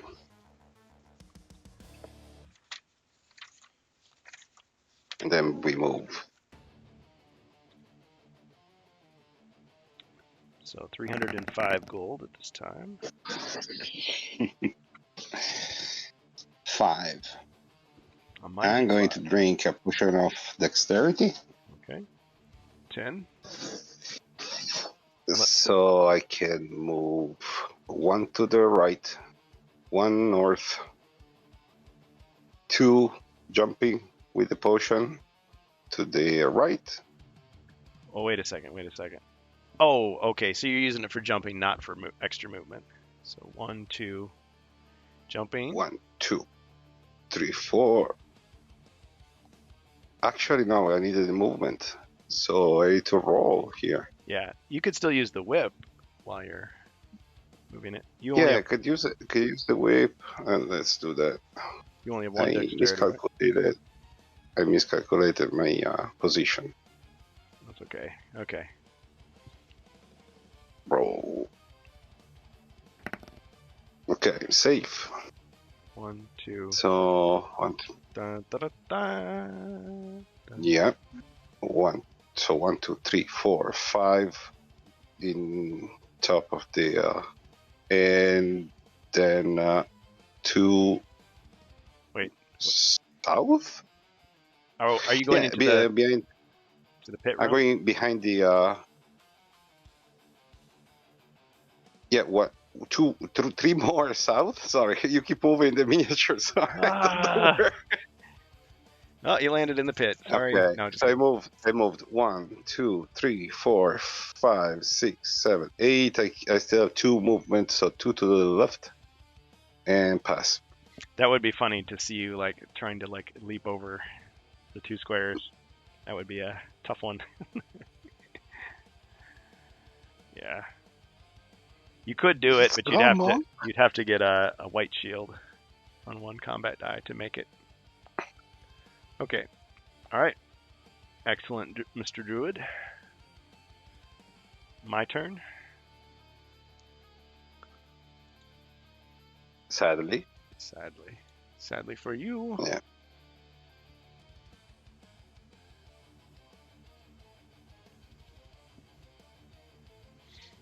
All right, this ogre is going to go 1, 2, 3, 4, shoving the monk out the door.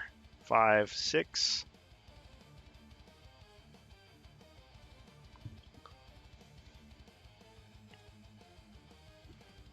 He'd like to try to throw you off, but he can't at this moment. All right, but he will attack. Mighty ogre, full strength attack against the monk. 1 skull only. Ooh, it's going to be 1 damage. Mr. Monk. Can I use the Twisting Torrent? Absolutely. Whoosh. No damage. And can I drink one of my potions of healing? Sure. Have I got one of the? Is it a 1d6? Yeah, you've got 4 of those actually. Okay, I'll drink one of them. Oh, and you have a healing sec. +2 as well. I think I forgot to add that.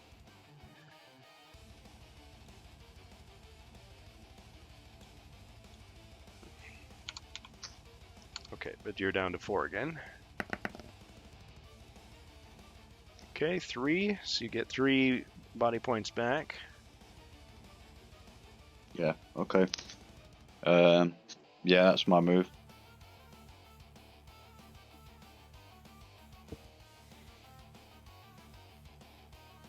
Okay, but it's still actually Zargon's turn. But yeah, you can drink potions at any time. That's totally cool. All right. Thanks. This monster really can't hit anybody.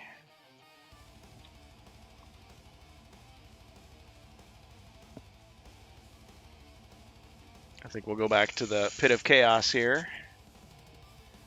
These 2 hooded figures are going to do some more scheming.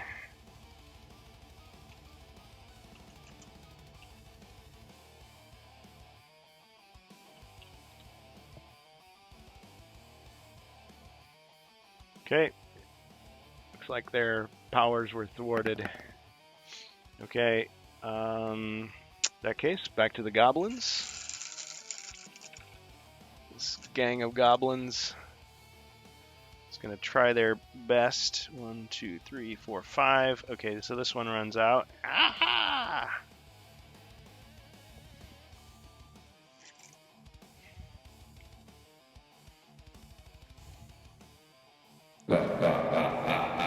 Thanks, Mordecon. Chaos card. Zargon.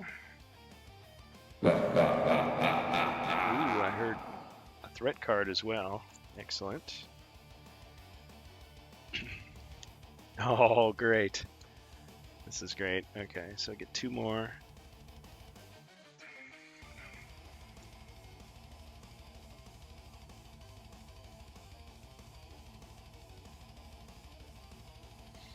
Okay, I think I'm going to use one of these abilities right now. Snatch!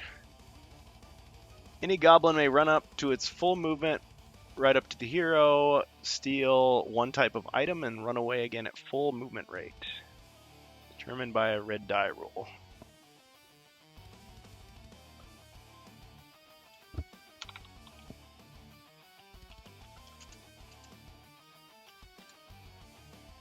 Okay, 1. So I can take any 1 potion from the elf. Let's see.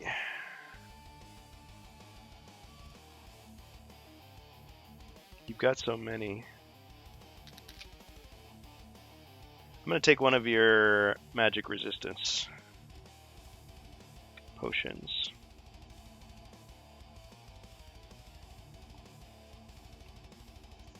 That little sneak thief. Yep. Okay, and then I can goof full movement away. So let's see. 1, 2. I can't really go there. 1, 2, 3, 4, 5, 6, 7, 8, 9, 10. Okay, so he runs all the way back there. Look what I got. Okay, so then the other one's going to run up.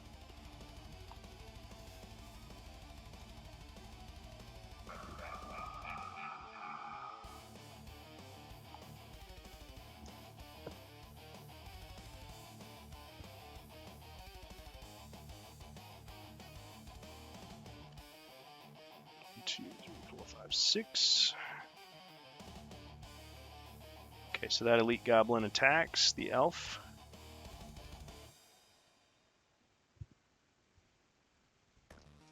Two skulls. Dang. Cha-ching. Okay, remind me again what all you have going on at this time. You've got the rock skin, so that's 2 extra. Yeah, so I'm armed with my long sword and shield. So I've got my elven chainmail, my helmet, my shield, and rock skin.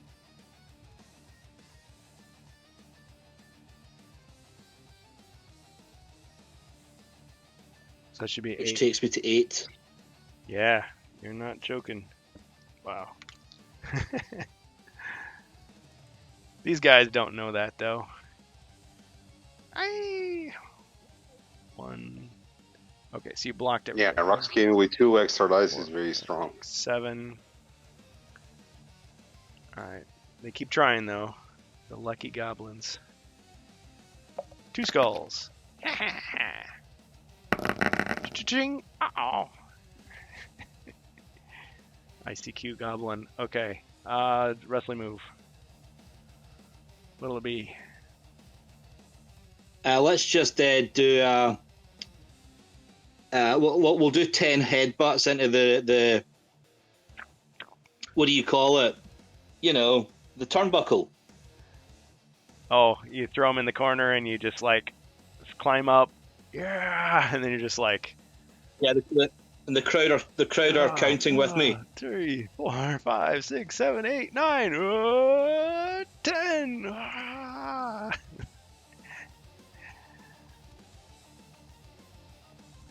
Speaking No of, one steals from an elf.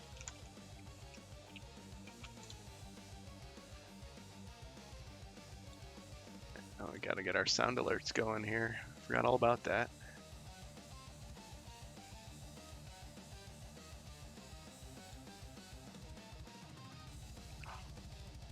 Browser's not supported. What the heck? Come on, guys. All right. The crowd cheers. Yeah! Woo! Ric Flair's in the crowd apparently too. Okay. Great. Let's see. Last goblin. 1, 2, 3, 4, 5, 6. Come on. I can take him. 1 skull. Ching. MVP elf here. And let's powerbomb this little guy.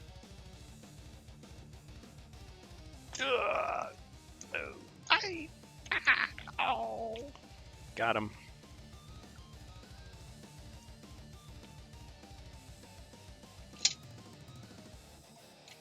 What a mess.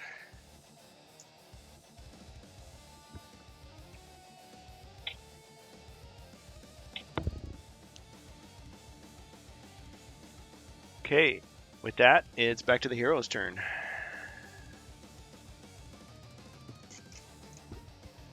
Mighty Monk. Teetering on the precipice of doom.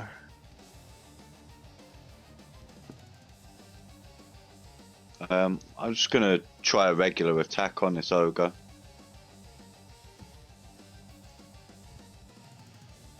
Regular attack, okay.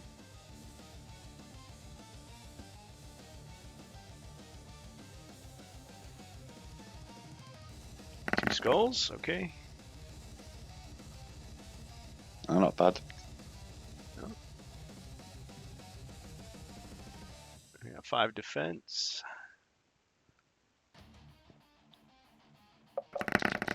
Ching, no damage.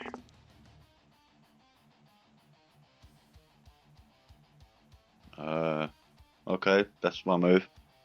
You're not moving?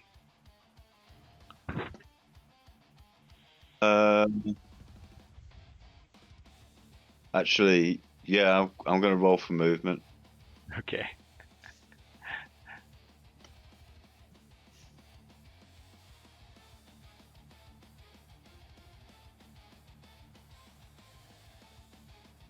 Three. Uh-oh. I think I'll stay there. Okay. All right. Next hero, the elf. Right, let's try for a big movement roll this time. 2. Oh. 7. Okay, that's a little better. Yeah, it's a bit too average though. Maybe 1, 2, 3, 4. Yeah. Okay. I think I'll just simply attack the goblin with my short sword, with my long sword. So. Which one? Just attack with with the long sword. So that's 3. 1 skull. Okay. It's a chance.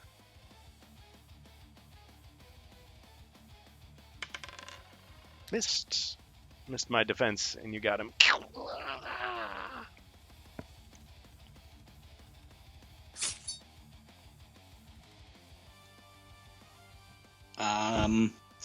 And I think I'll just stay there. I want a bit more than 7 for what I want to do, so I'll pass on to the druid.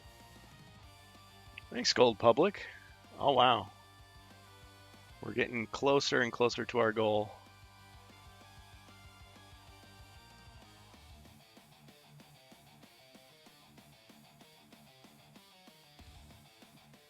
The druid used the crossbow and attacked the ogre. Yeah.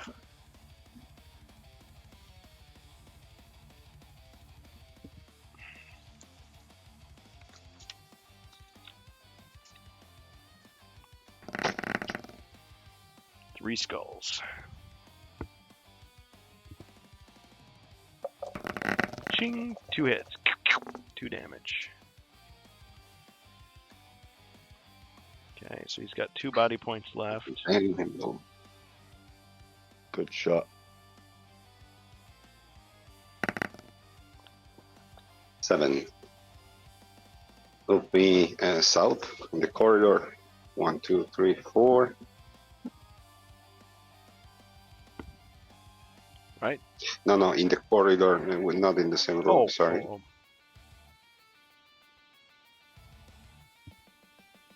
Out into the corridor. And 2 to the right.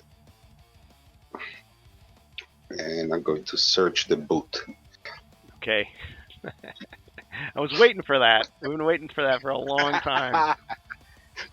Okay. All right. So you find that the boot is full of grog, of galvanized cheer. You can use this immediately, or you can save it for later. And it's a special grog. yes. Okay, so if you drink it, you would be able to kick a monster through a wall. Wow. So do a point of damage, it would make a break in the wall. Well, no, no side effects. Well, Geek Gone Giddy contributed that, and it was a. He says it's an uncommon feat. Perfect. I keep this on common feet. Yep. I'll use it when I need it. Yep.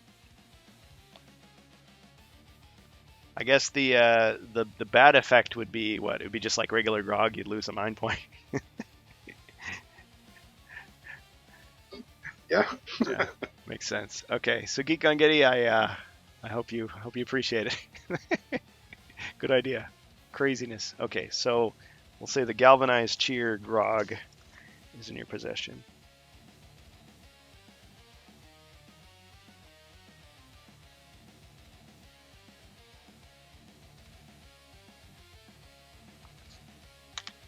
But since it was an uncommon feat that he got for you, there's a very good chance of it succeeding. Much more than just a regular 50%. GG. GGG. You said it. Thanks, Glasgow Gargoyle, who is also GG. All right.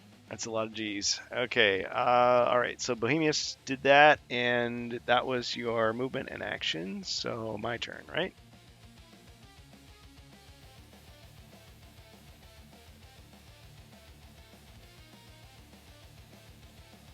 Okay. Yep. All right. The ogre is going to shove the monk back. 1, 2, 3, and 4. And he's going to throw him into the bottomless pit. Which would kill him instantly. Unless, because I'm not completely evil, pretty evil though, you could use up, I'm going to say you can use up your wind power to escape. Yeah, Soaring Dragon. Yep. Okay. I'll do that then. All right. So as you're starting to plunge, a gust of wind catches you, and you kind of like stretch out your monk's cloak like a bird, and you just. All right, and you can land on one of these other squares. Where would you like to land?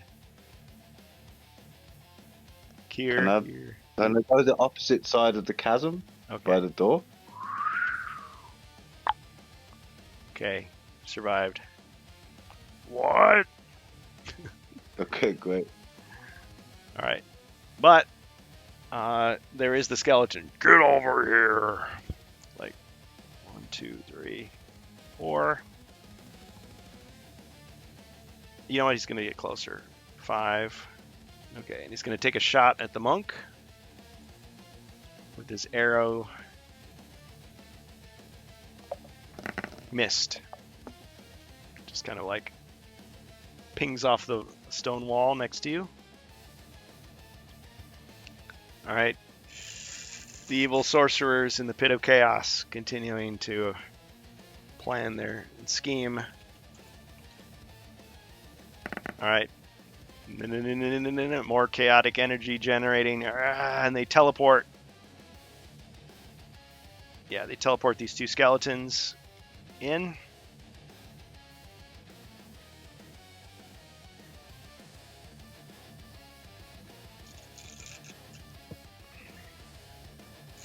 I'm sorry, I'm losing track here. Did I move this goblin yet on this turn? I don't think I have. No, he's not moving. Okay, 1, 2, 3, 4, 5, 6, 7, 8. He's like nanny with the potion that he took from you, and now he attacks. 1 skull. Cha-ching! No damage. Uh-oh.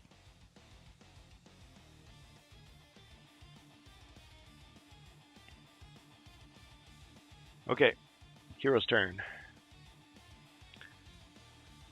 Monk. Lucky to be alive. Fire is unlocked. Yeah, I'll use my crossbow to shoot at the ogre, I think.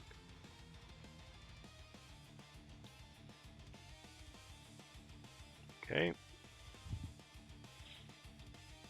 Take your shot.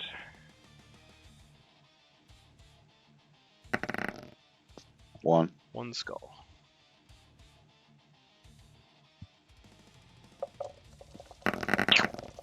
another hit. So he has 4 damage total. He's staggering. He's almost falling in, but he's leaning back. Oh, Wardicon just got a combat dice color change. Okay, be honest, Wardicon, was that for my roll or was that for the next person that rolls? Because the timing of it was a little...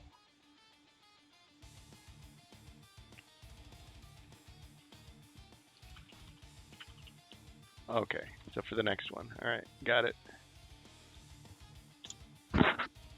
Okay, green. Next dice are going to be green. Okay, so is the monk going to do anything else?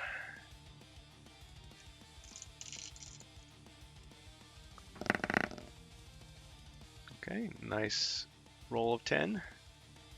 Yeah, I'd like to move out of the room and move up to where that trap is. Okay. The one beyond? So this one here or this one back here? The one beyond where Beyond the druid? the druid is.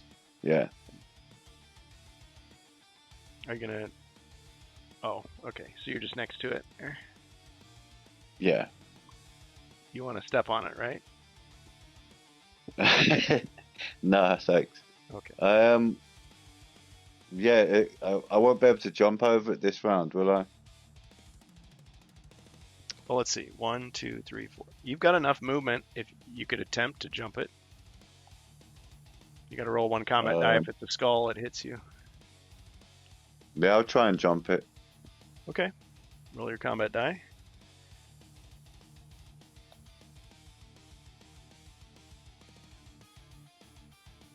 Oh, green. Roll a green die. Sorry. HQ roll green. 1 green. Sorry.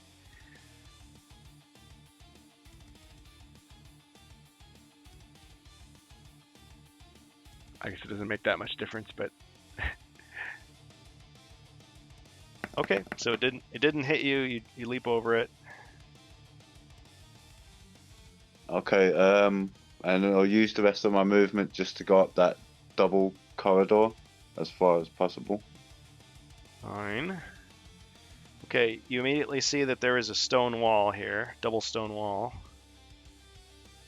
You still want to move up? Okay. Yes, please. Oh, I should reveal what else is here. There's a door there.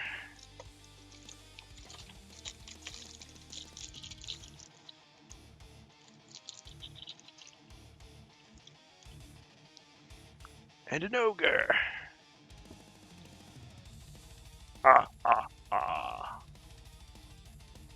Okay, do you still wanna move up? I'll stay there. Once I see the ogre, I'll stop in my tracks. Strategery. Yep, it's a good color for green. Okay, that was the monk, and now the elf.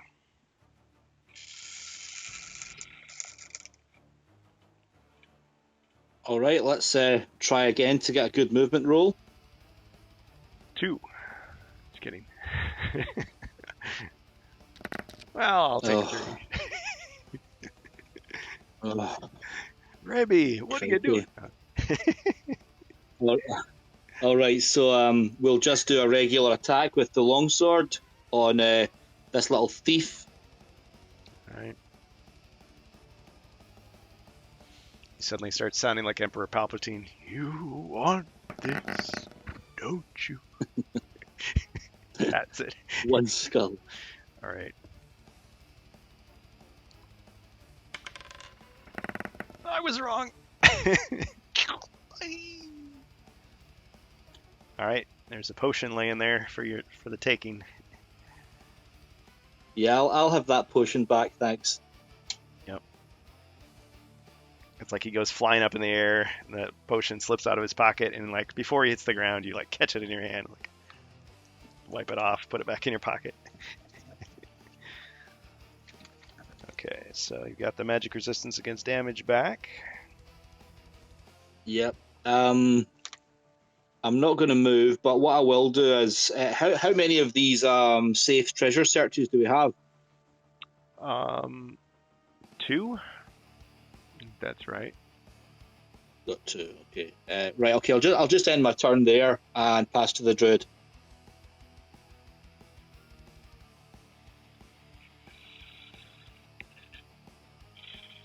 Okay, roll for movement.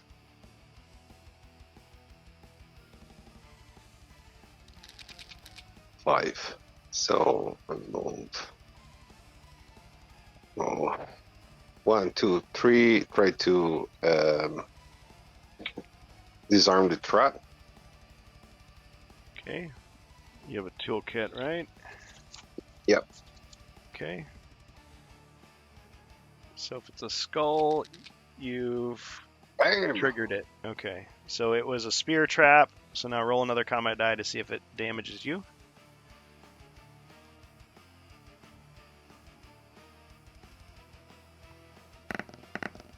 Okay, it does not. So the spear just triggers and it like whooshes right over your head. Good thing you're short. Phew. But the trap is gone. Trap is gone. Yep. Can I continue my movement? No, because That was your I action. disarmed the trap. Yep. So that was my action. Pass. Well, wait a second. Technically, the way I do it is disarming is not really your movement. I know some people take it literally and say you got to move to the trap. So you could move. You could use your movement. It's like as long as you can see the trap, you can disarm it, and then you can move. So, you want to keep going? This ogre looks a little bit lonely. You could stand next to him. Yeah, that was exactly my intention. So 1 square right, 2 square north. 2, 1, 2. Well, how much I moved? 1, 2, 3, 4. I don't have enough, so I have to stay behind the monk.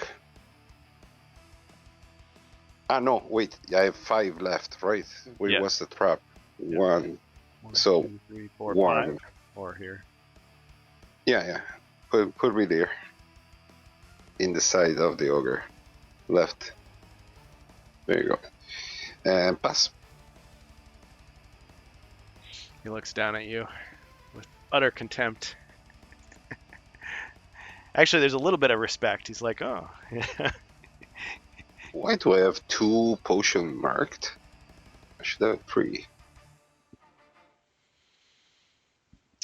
Oh. Let me double check that. I may I have hit got the button 1d6. too many times. Yeah, 1d6, 1 warmth. No, it's true. I have only 2. My bad. It's correct. Pass. Your turn. Wait a second. So you have a +2 healing? I thought you still had a 1d6 left. Am I wrong? I have 1d6, 1 warmth. Nothing else. Oh. Where did that +2 come from? Alright. I don't know. Cross it off. Alright, Zargon's turn. Oh, well, actually, that kind of works out. Okay, alarm! It's a very similar effect. You may open any one closed door on the board, reveal its contents, and alarm goes off, alerting nearby monsters. Maybe we have the map. No takebacks. Let's see. Crossing here. I'm crossing. Yep. Cheater, pumpkin eater. Okay. Okay, but which closed door? Oh, I could open any closed door. Even the stone door? Ooh. It's my prerogative.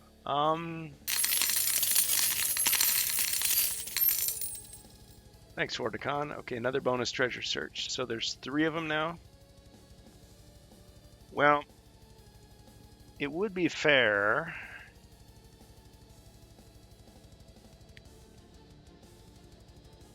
Any closed door on the board to reveal its.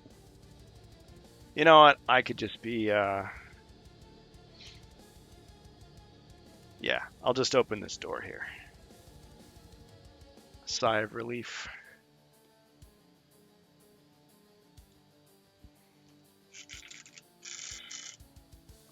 I open this door. But I do reveal what lies behind it, which is a... Where's that dragon?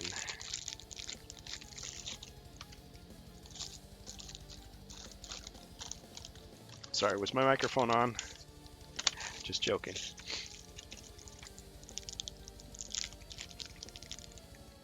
Okay, it reveals a stone wall.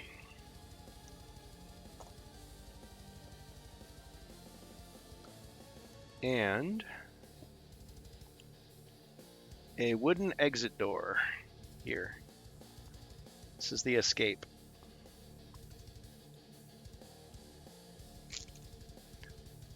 But remember, your quest is to destroy Festral's ring.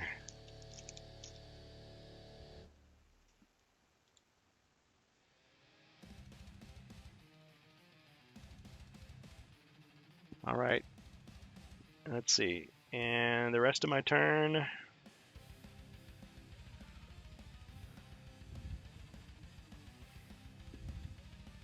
Okay, so the evil hooded figures in the center of the room are going to again engage with the Pit of Chaos. Oh, and once more, they teleport the skeletons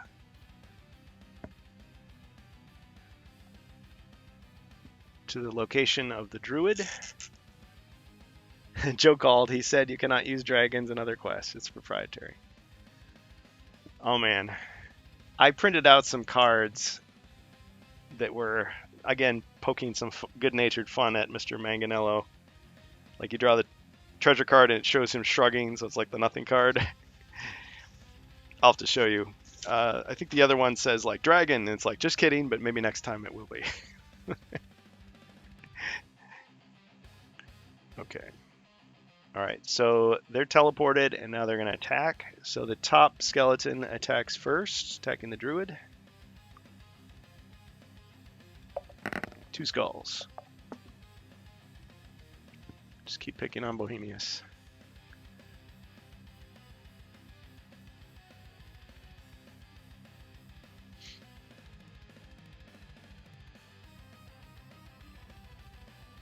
He's going to get more paper because I'm cheating again. Just kidding. Ching! 1 damage. Alright. Well, let's use the 1d6. Okay. This is his potion. He's alive. 5. 5. Ooh, almost full power.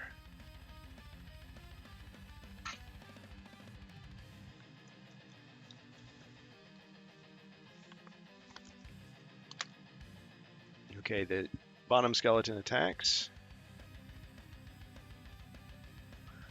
1 skull. Oh, bonus potion for hero. I missed that. Sorry. Let's get that, Mr. Big B. Potion of Charm. Cha-ching! No damage. Okay, so somebody gets a Potion of Charm, which gives you a discount when you hire mercenaries between quests. Somebody with money. The elf? I don't know. Yeah, I'll take that. Thanks. Yeah, I know it doesn't help you very much at the moment, but it can, if you survive, it could be a nice thing for the next quest. So Potion of Charm. He doesn't need the potion. He's got all the charm he can... Okay, sure. Every little bit helps. Oh, you. See, I flatter him to put him off his guard, so then I destroy him later. That's the plan. Okay. Alright. So those 2 guys attacked, and now the ogre is going to attack.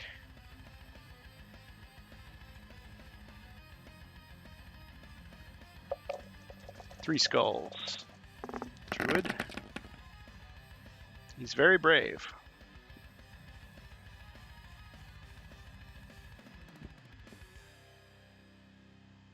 Cha-ching! No damage and a wrestling move.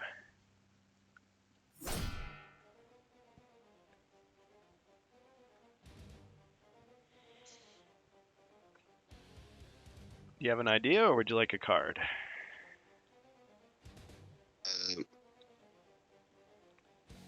Yeah, pick a card, please. Okay.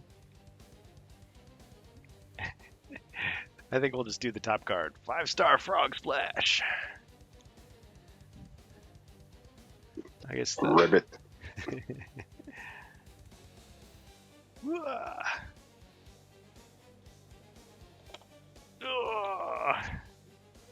Okay. Alright, he takes 1 body point of damage for that. What?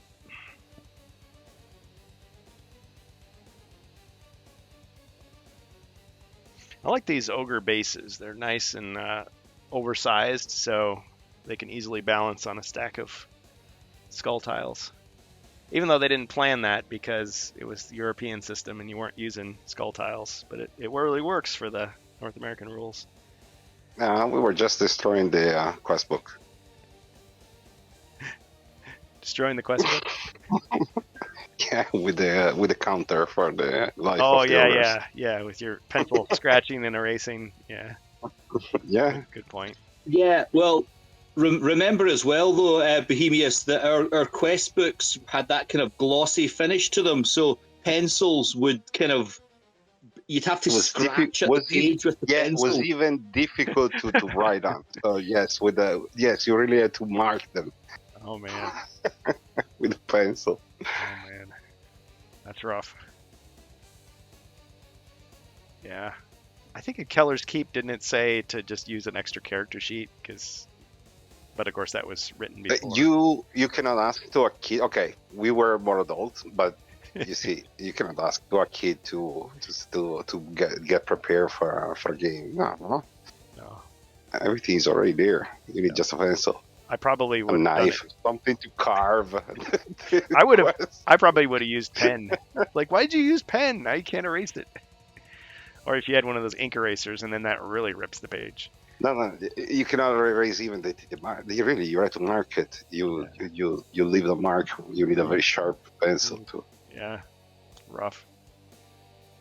Well, I kind of thought about not to get off on another tangent, but the remake Hero Quest, the booklets all have kind of a glossy sheen or a satin finish to them, and there's parts where you're supposed to write notes in the back, and it's like, not really, unless you want it to be permanently, engraved. No, Yeah, you need just plain paper. no, but they say they actually, if I remember correctly, there's like a little line that say you have the permission to photocopy for Yes. personal use. Print or Yeah. photocopy. Yeah, that's true. Yeah, so the smart thing to do would be to print that page out and then write on that instead of the thing. Yeah. Yep, for sure. Okay, so I did that. Now I've got these other monsters I could still move. Okay. 1, 2, 3, 4, 5. Let's see. Ogres aren't that quick. Oh, 6. Yeah, 6. Then 1, 2, 3, 4, 5.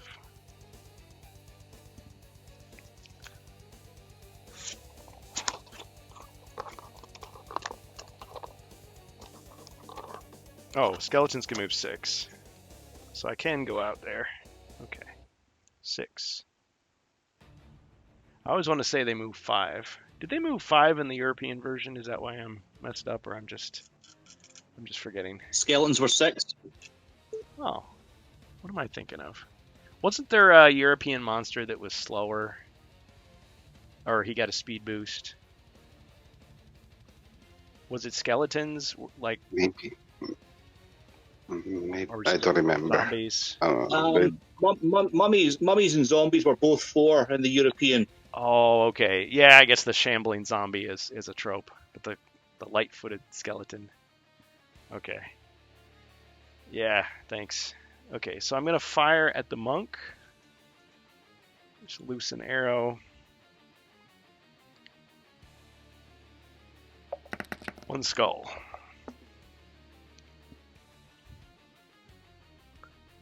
Monk with his 3 defense.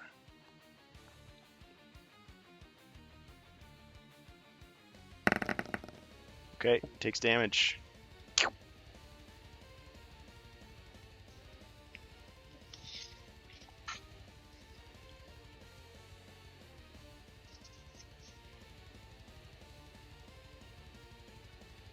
Alright, that's going to be it for Zargon. Heroes, starting with the monk. Fire is active. Yeah, I'd like to use the beam on the 2 skeletons either side of the druid. Thought you might. Alright, fire away. Hadouken! Goes the skeleton, then the druid is just standing there with, like, you know, flaming bones, like, flying around him. Toasty! Alright. Any movement? Yeah, I'm gonna roll for movement.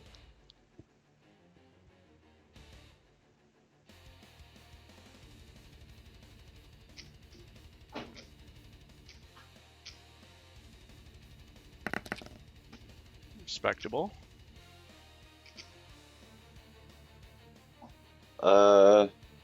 I'll just move down.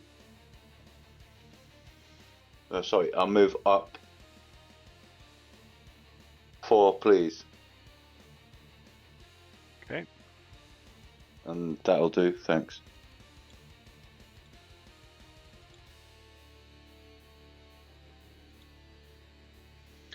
Alright, and now the elf. You guessed it, rolling for movement. 2. Oh, Monty. 5. In here. Okay.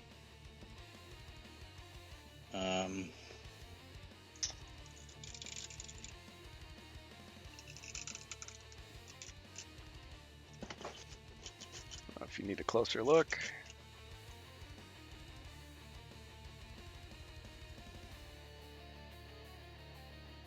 Okay, I'll tell you what. Let's go 1 east, 1 north into the corridor again.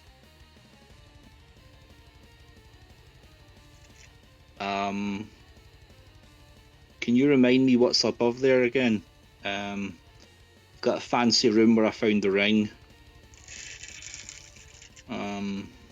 Oh yes, that's right, the secret door. Okay, let's go back into the ornate room with the cupboard. So 1 east, 1 north, and 1 west. Right. And can I do one of our safe treasure searches? Yes.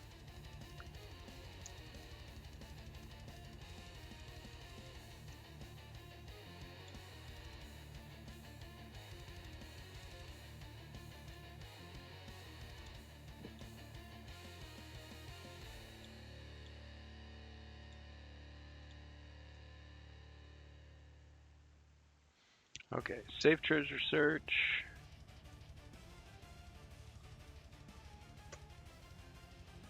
Nothing! Despite a thorough search, you find nothing.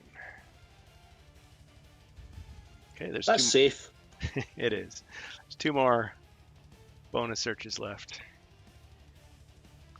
Okay, can I risk another? Yeah, let's do another. Potion of Defense. Amidst a collection of old bottles, you find a small vial containing clear liquid. You can drink this potion at any time, giving you 2 extra combat dice the next time you defend. Okay, thank you. 1 bonus search left.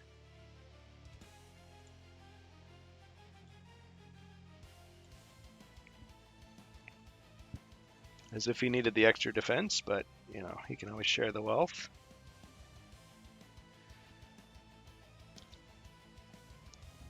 Okay, after the elf, the druid.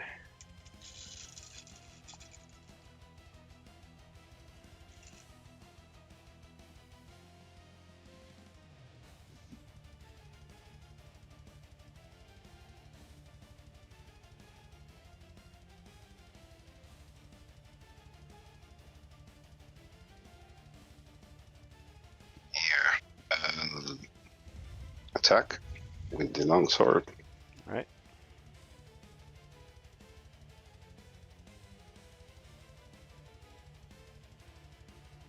Yeah, with the longsword. Well, it's 2. 2 skulls. It's the ogre. Ogre defends with 5. 2 hits.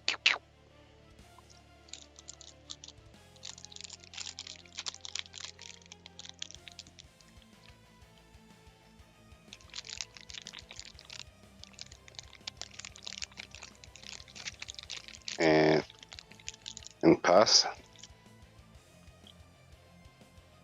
Okay, so he's taken 3 damage total. Okay, so that's it? Yeah, I'm not going to move. How are you guys doing on time or energy here? I know we're getting later into the evening here. Should we continue, or is this a good stopping point? I'm happy to keep I'm going okay. if everyone else is. Yeah, me too. At least for a little bit? Sounds fine. All right. I feel like I need a potion of nap, but we'll see. Okay, yeah, we can go for at least a little while longer. Thanks, guys. Okay, with that, then let's have the ogre attack.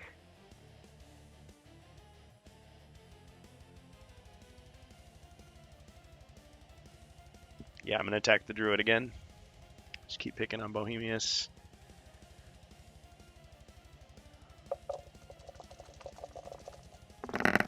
Alright, 4 skulls.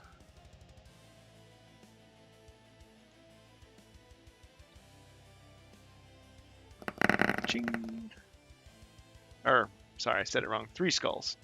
Okay, blocked 1. Ching, 2 damage.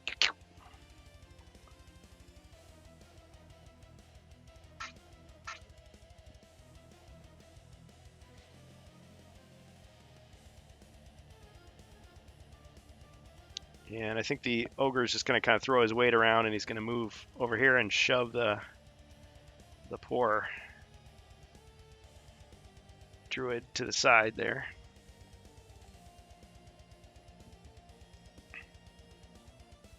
All right, the skeleton archer is going to go 1, 2, 3, 4, 5, 6. Not enough. 1, 2, 3, 4, 5, 6. Okay, the ogre continues moving. 1, 2, 3, 4, 5, 6.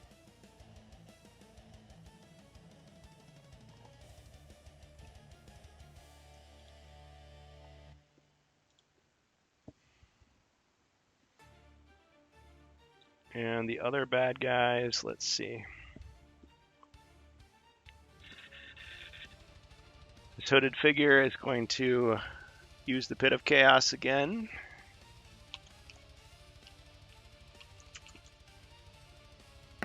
And does not get what he wanted. The other one is going to try.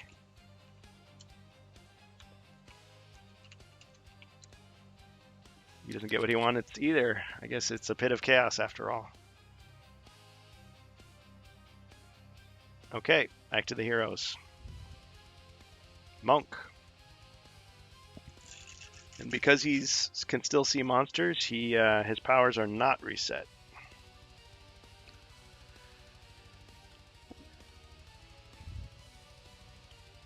I think I'll just do a regular attack on the ogre in front of me. Right, you tap him on the shoulder.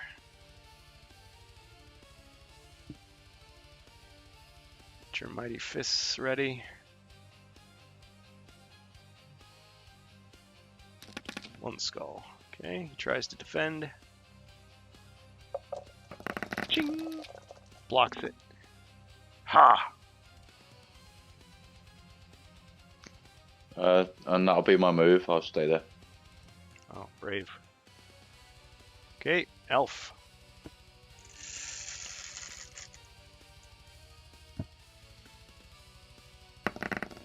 Ah, Okay, I rolled an 8 this time, not bad. Okay, let's do a night move up to the secret door, and we'll finally open this secret door. he rubbed his boots on the. I like to think he rubbed his boots on the carpet, and the static electricity like put a little spring in his step, so he could finally.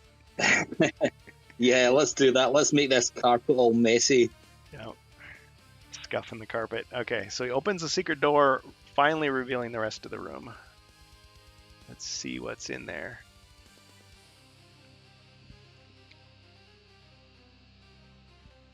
Okay, inside you see, of course, there's a door. There's an alchemist's bench. And another door. Closed door. And a goblin.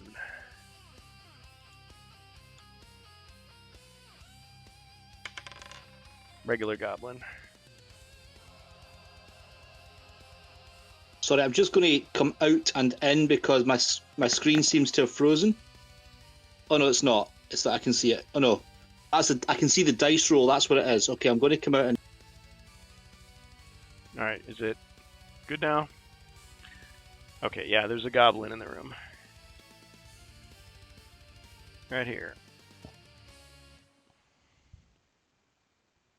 Or you know what? I changed my mind. It's going to be one of these hand grenade goblins. Maybe he got it off the table. Maybe he mixed up some explosive solution. Can I see any other secret doors in the room? Oh. Let's see, Potion of Vision still active, so let's see. Okay, you don't see any secret doors. But I'm going to say you can see traps too, right? With Potion of Vision? Yeah. Okay. You can tell that the floor looks weak.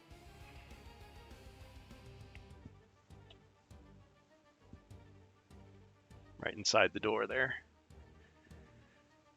Oh, right. Yeah, I can see over there. Okay.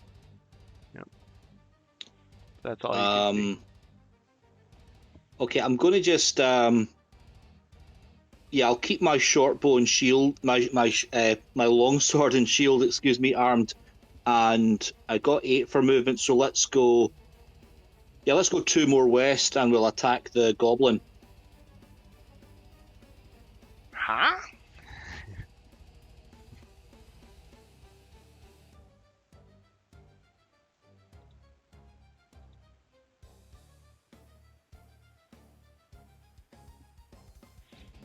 You startle him and he like almost drops the grenade. Even though moments earlier there were these skeletons rattling around. Okay, I think you got him. Yes, that's what I'm talking about. Okay. So he's dropping that grenade. Okay, so the resulting explosion hits these 4 squares. You're attacked with 2 combat dice. You can, of course, roll your normal defense.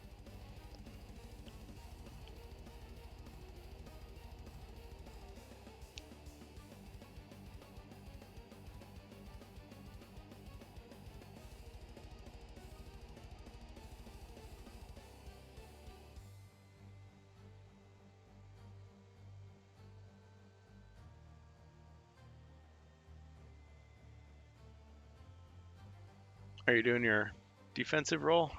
Oh, you got 2 skulls. Okay. Yeah. Cha-ching!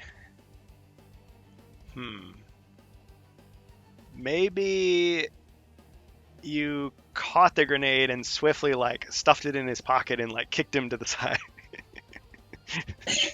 I like that. I like that. So. Okay. All right. Okay, great. Let's get some druid action. All right. Everyone's favorite underdog. Like, hey, under bear? I don't know.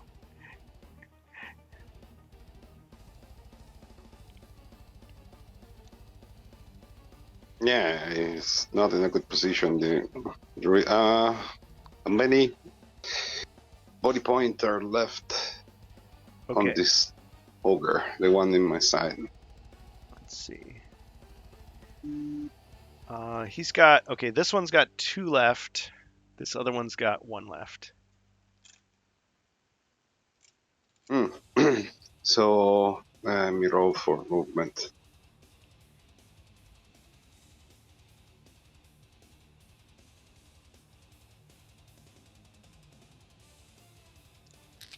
Three. Cannot move much, so I'm going just by the side of the monk.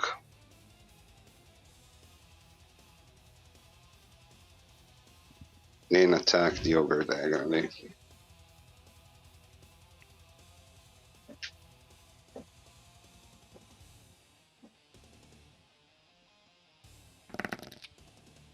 One.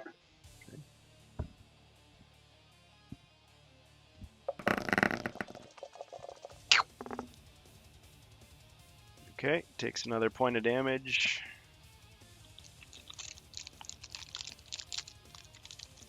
He's not dead, but almost.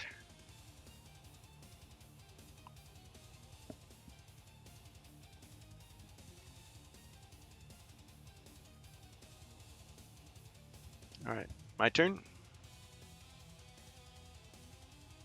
Yes. All right. Decisions. You're both pretty beat up. Let's see.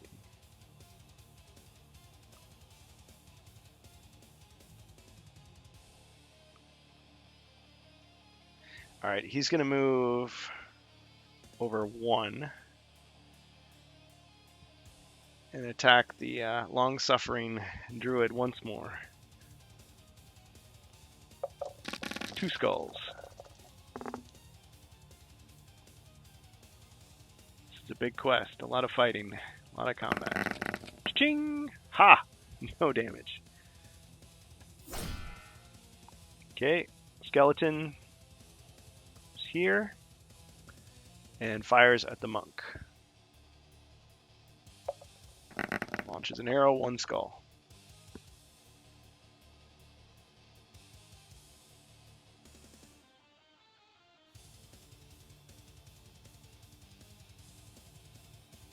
Ooh, 1 damage. Hey, that wasn't an attack. What do you mean? No, I'm saying, P, that wasn't an attack roll for me. Yeah, that would have been awesome. Good point. Okay, this ogre is like furious. He's just like, "Rah." Smashes the skeleton to the side, shoving him rudely out of the way. Okay, and then he attacks the monk.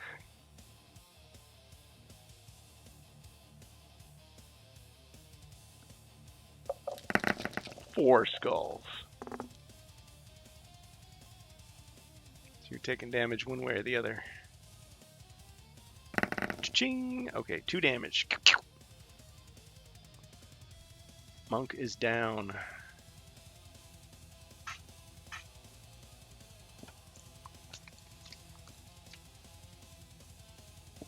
But he's got lots of healing, so. Yeah, I'll use up one of those 1d6 ones. Okay.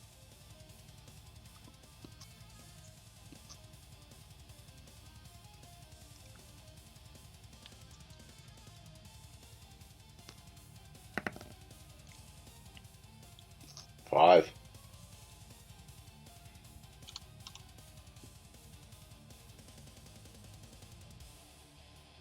Excellent. Almost full power.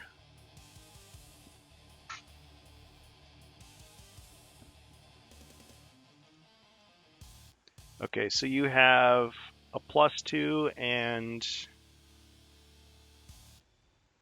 3 1d6s left, or 2? I think I might have forgotten to update it. I think I've got 2 left now. 2. Okay, so 3 overall. 3 overall healing.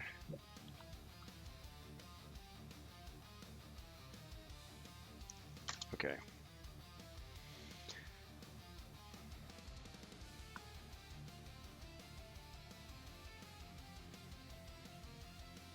Alright, but I've got other monsters I can control still.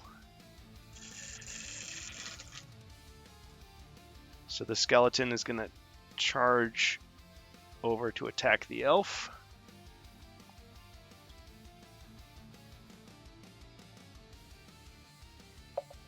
One skull. Cha-ching! No damage.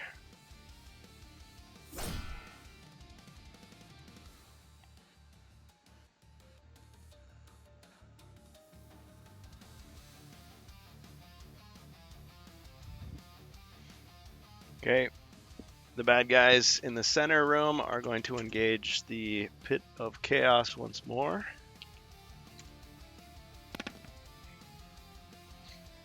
Okay.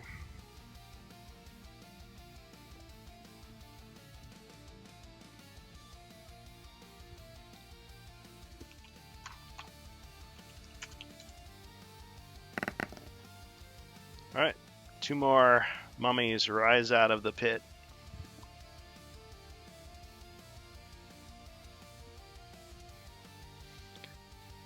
Okay, I'm gonna say, if you guys are cool with it, 1 more round for today. Okay. All right, so Cool. back to the heroes. I know it looks like a big massive red there, but the monk, you're up.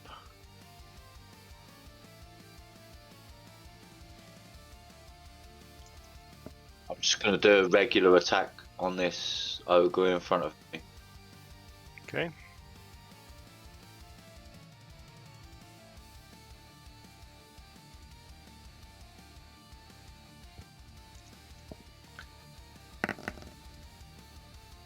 On the skull.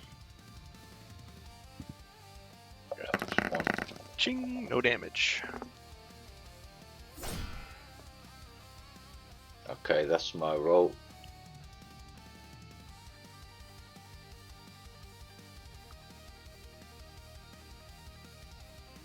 All right, the elf.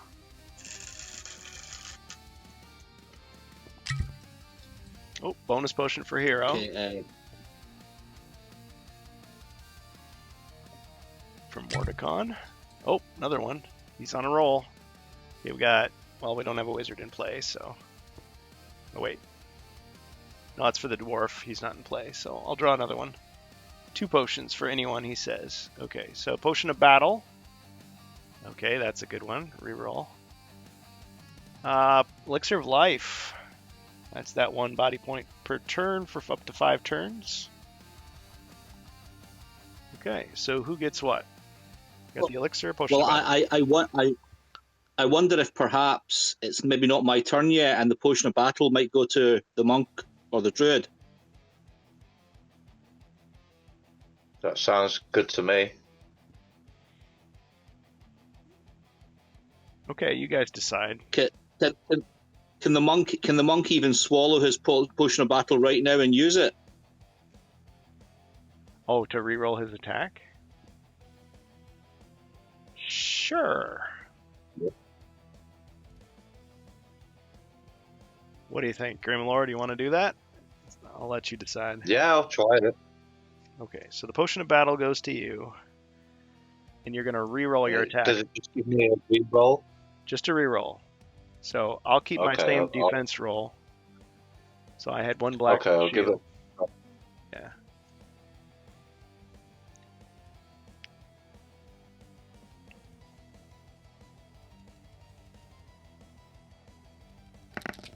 He missed. Ah, Still. oh, There's it's a worth chance. a go anyway. Yeah. Good try. Okay, and who gets the elixir? druid. But I'm the one with less potions, so probably it's better if I take it. All right. I have no problem with that. We'll just say...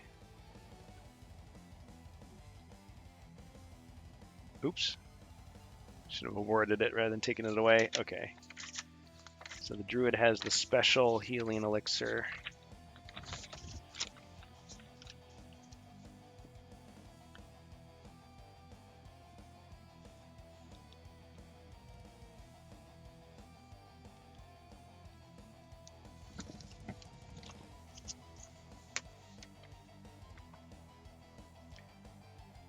Druid has 2 potions of Elder Wisdom, is that right?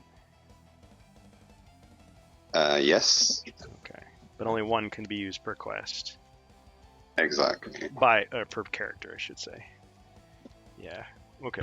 Yes. Just checking. All right. So that was the monk's turn, and now the elf. Okay. Okay, rolling for movement. Mr. Big B says, "Got to bounce. Great game, you guys. Yeah, thanks for participating. We always appreciate it. Have a good one." 7. 7. Okay, so first of all, I'll attack the skeleton with the longsword. All right.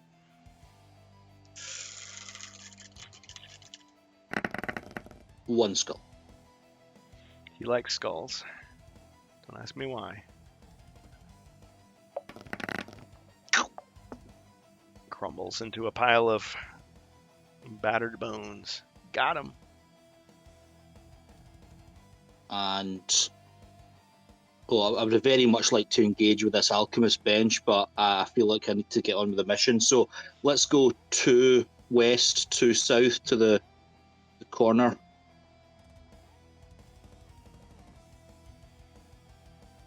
And we'll pass to the druid. Okay.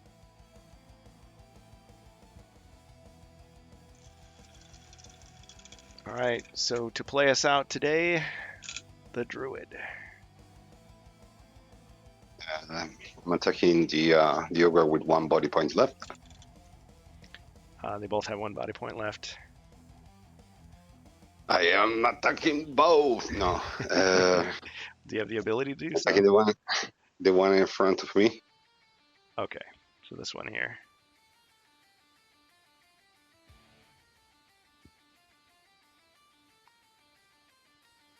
Two skulls. 2. Ching. He just falls down like a tree that's been felled.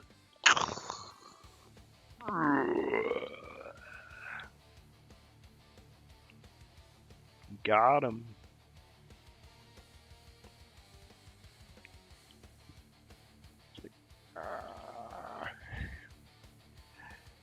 I just love that you can move their arms. I wish more miniatures did that in Hero Quest.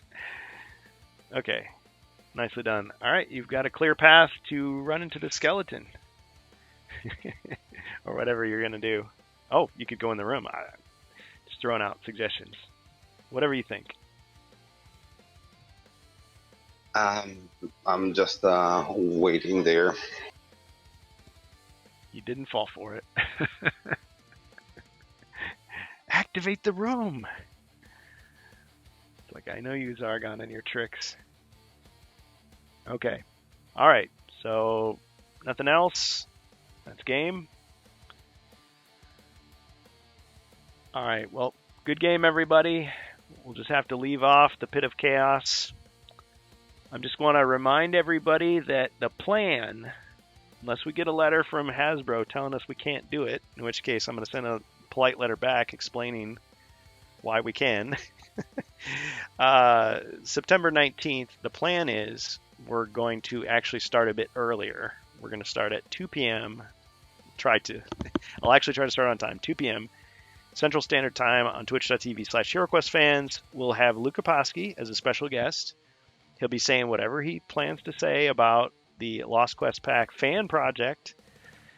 And he's going to be introducing the promo quest that he wrote, and we're going to be doing a live play of it. So, since he's joining us remotely. I don't know if he's going to participate in the quest, but I'm perfectly willing to run the quest with whoever shows up. So if we get one person, great. If we get multiple people, great. We'll figure it out. I believe it's designed as a solo quest, but we can easily adapt it to a group quest, I think. So that'll be something special, something cool. And if we get done early, I guess we could play another quest. But I think that'll be devoted to, special quests that day. And then on the 20th, we'll just do a normal Jungles of Delthrak stream. But we'll just have to keep an eye on HeroQuest Italia Grog on YouTube. See if those guys are still doing something on the 18th, the day before, that Thursday. Because I would think that they would still do something. They just maybe have to change the name so that people don't think it has anything to do with Wizards of Morcar to break this supposed review embargo that we just found out about. And then on the 20th, Saturday, just a reminder that LaGuardia de Morcar, that is Cristobal's channel on YouTube, will be doing something related to the Wizard promo quest. I think he's doing a recording of a live play that he did, so I guess he'll be just presenting a game that he played of it, which would be cool to see. So, especially for you Spanish-speaking fans. And this weekend, so the plan is tomorrow at the usual time, 7 to 9 p.m. Central Standard Time on twitch.tv/HeroQuest fans will be playing Jungles of Delthrak. But we will keep an eye out for any news. So if there's anything crazy that happens, if we can't get a video out, we may just take up part of that time talking about it. But hopefully we can get it sooner rather than later. But you've heard it here. Our prediction is Spiel Essen will be the official reveal of Wizards of Morcar retail. But who knows? Maybe there's a very, very tiny chance that something else will happen as well. So we'll keep an eye out for that. And if they're just teasing us with this is a major tease. I mean, I hope that they go the distance and they flat out not just show us the cover or announce the title, but actually bring out the box, show everything, unbox it, run demos of it. That would be amazing. That would be awesome. And we look forward to hearing also next month from Ribby, see what he can report of what Doug reveals at Gamehole Convention, if anything. I'm sure he can ask him at least a few questions, because I don't think there's going to be any PR person there stopping us from getting an interview. So I would think that's really cool to get that from Doug. Doug is planned ahead. He's going to escape through the window and get away before Ribby can ask him any questions. Just kidding. Maybe. All right. Any closing comments before we hit the raid? Good game, guys. Thanks very much. Good game. Minotaurs. That was a really good game. Good game, guys. Yeah, Minotaurs and Ratman and whatever else from the Wizard Quest pack. All right, and so we'll leave off. I mean on Wizard of Mortar. Oh, I see what you're saying. So take some of the stuff that would have appeared in the Wizard Quest pack and put it in Wizards of Mortar. And I think since the cover, there's some Minotaur in the Wizard pack. Oh, It's possible they catch a similar art. okay. Let's revisit that for a second, because I think that's a comment worth examining a little more closely. Where was that? Yeah, so granted, it's fan created. Yes, The cover. but we know the covers for a long time, Yeah. but was not that publicized. Okay, It depicts. the problem is they see it now. They see it officially in a YouTube channel, so I don't know. Okay, let's take a closer look at that. Yeah, because it depicts things that were in the draft version of the Wizard Quest pack. Yeah, but even before the draft, you know already which one is going to be the material inside. Yes. Okay, because they split the material from the European Wizard of Morcar, and now I'm a little yeah, Wizard of Morcar and the Ogre Horde. So they had Yep. mercenaries in the wizard in one, and in the other one had ogres. So what they did, they used Yep. the ogres for the Mage of the Mirror, Yep, they reused. and the mercenaries for Frozen Aura. Yep. But then they add their own stuff because they don't want to have exactly the same material. Right. Absolutely. Absolutely. Yeah, I agree. Mhm. So yeah, in this art, it's depicting miniatures that, and actually this is not that much of a spoiler because Toko, he had a website showing the old models, the 1-ups, or not 1-ups. They call them Yes. 3-ups and 4-ups. They're like bigger versions of the like prototype sculpts, basically. So you had Minotaurs, you had the saber-toothed snow tiger, you had the rat man, you had the giant spiders, and what else is in that picture? I'm gonna have to look myself. Well, some of it's covered up, but yeah, it's the Ratmen.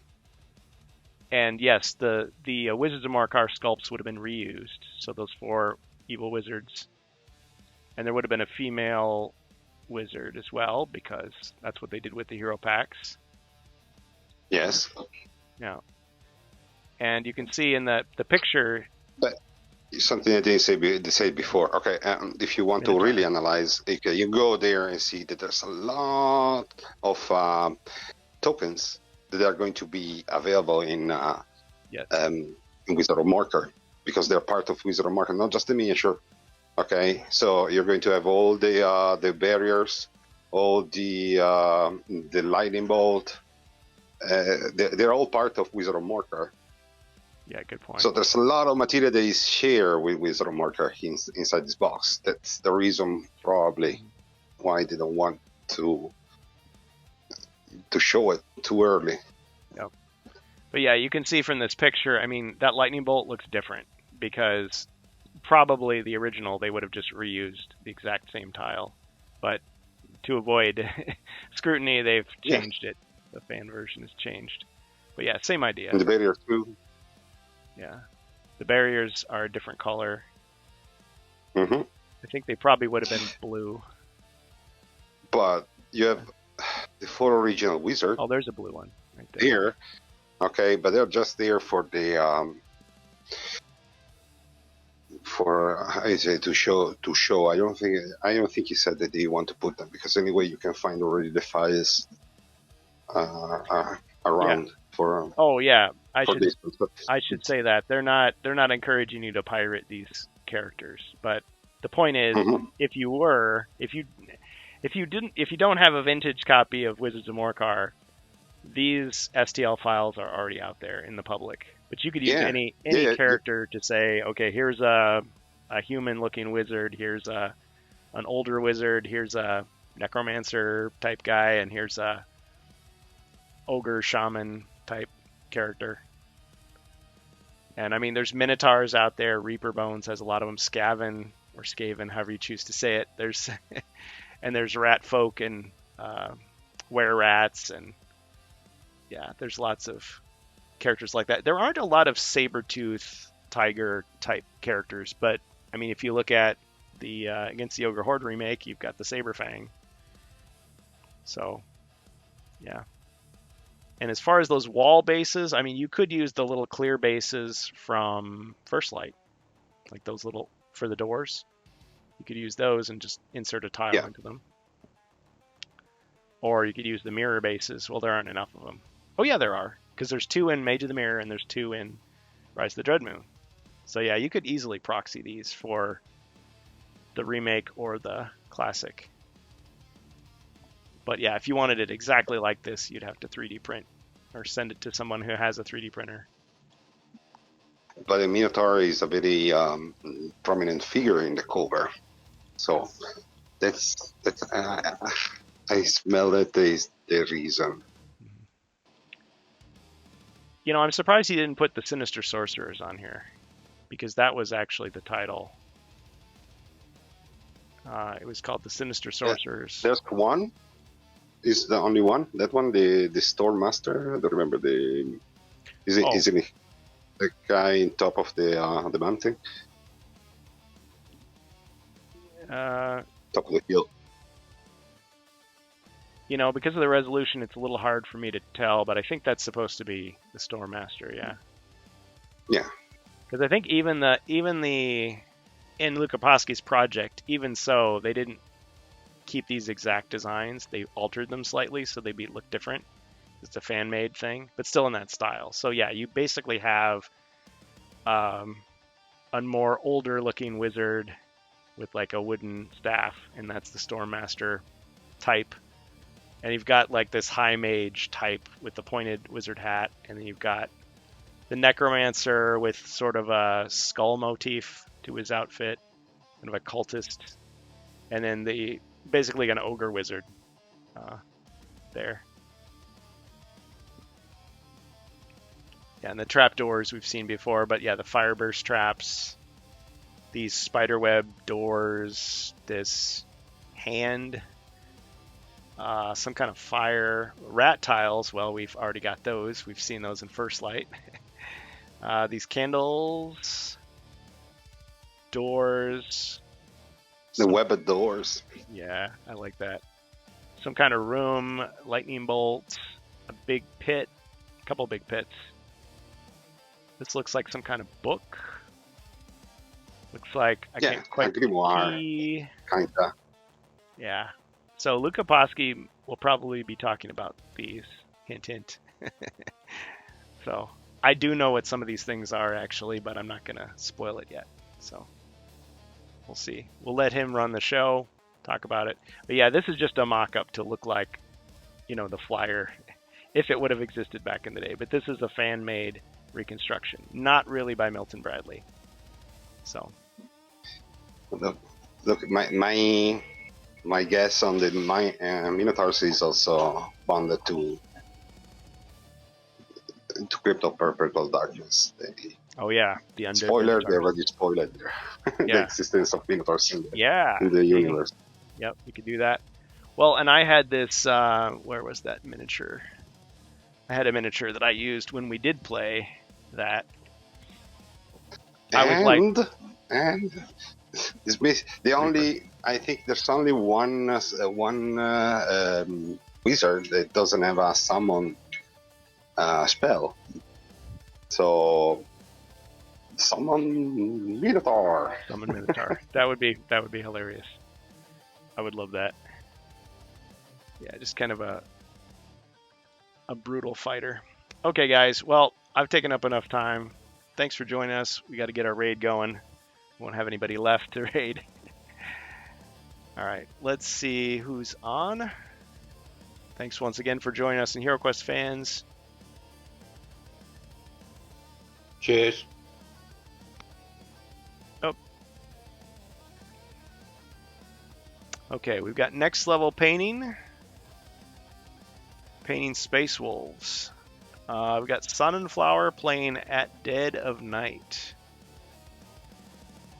Birthday day 14. Well, that's a long birthday celebration, but I'm not sure what Dead of Night is.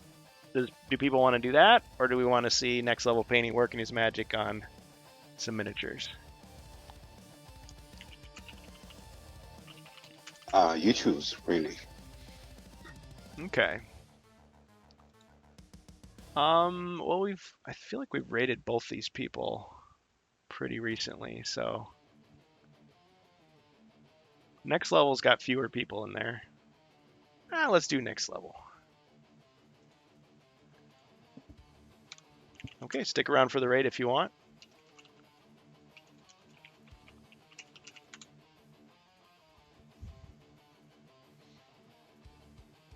All right, good game, everybody. Catch you next time. Catch you tomorrow.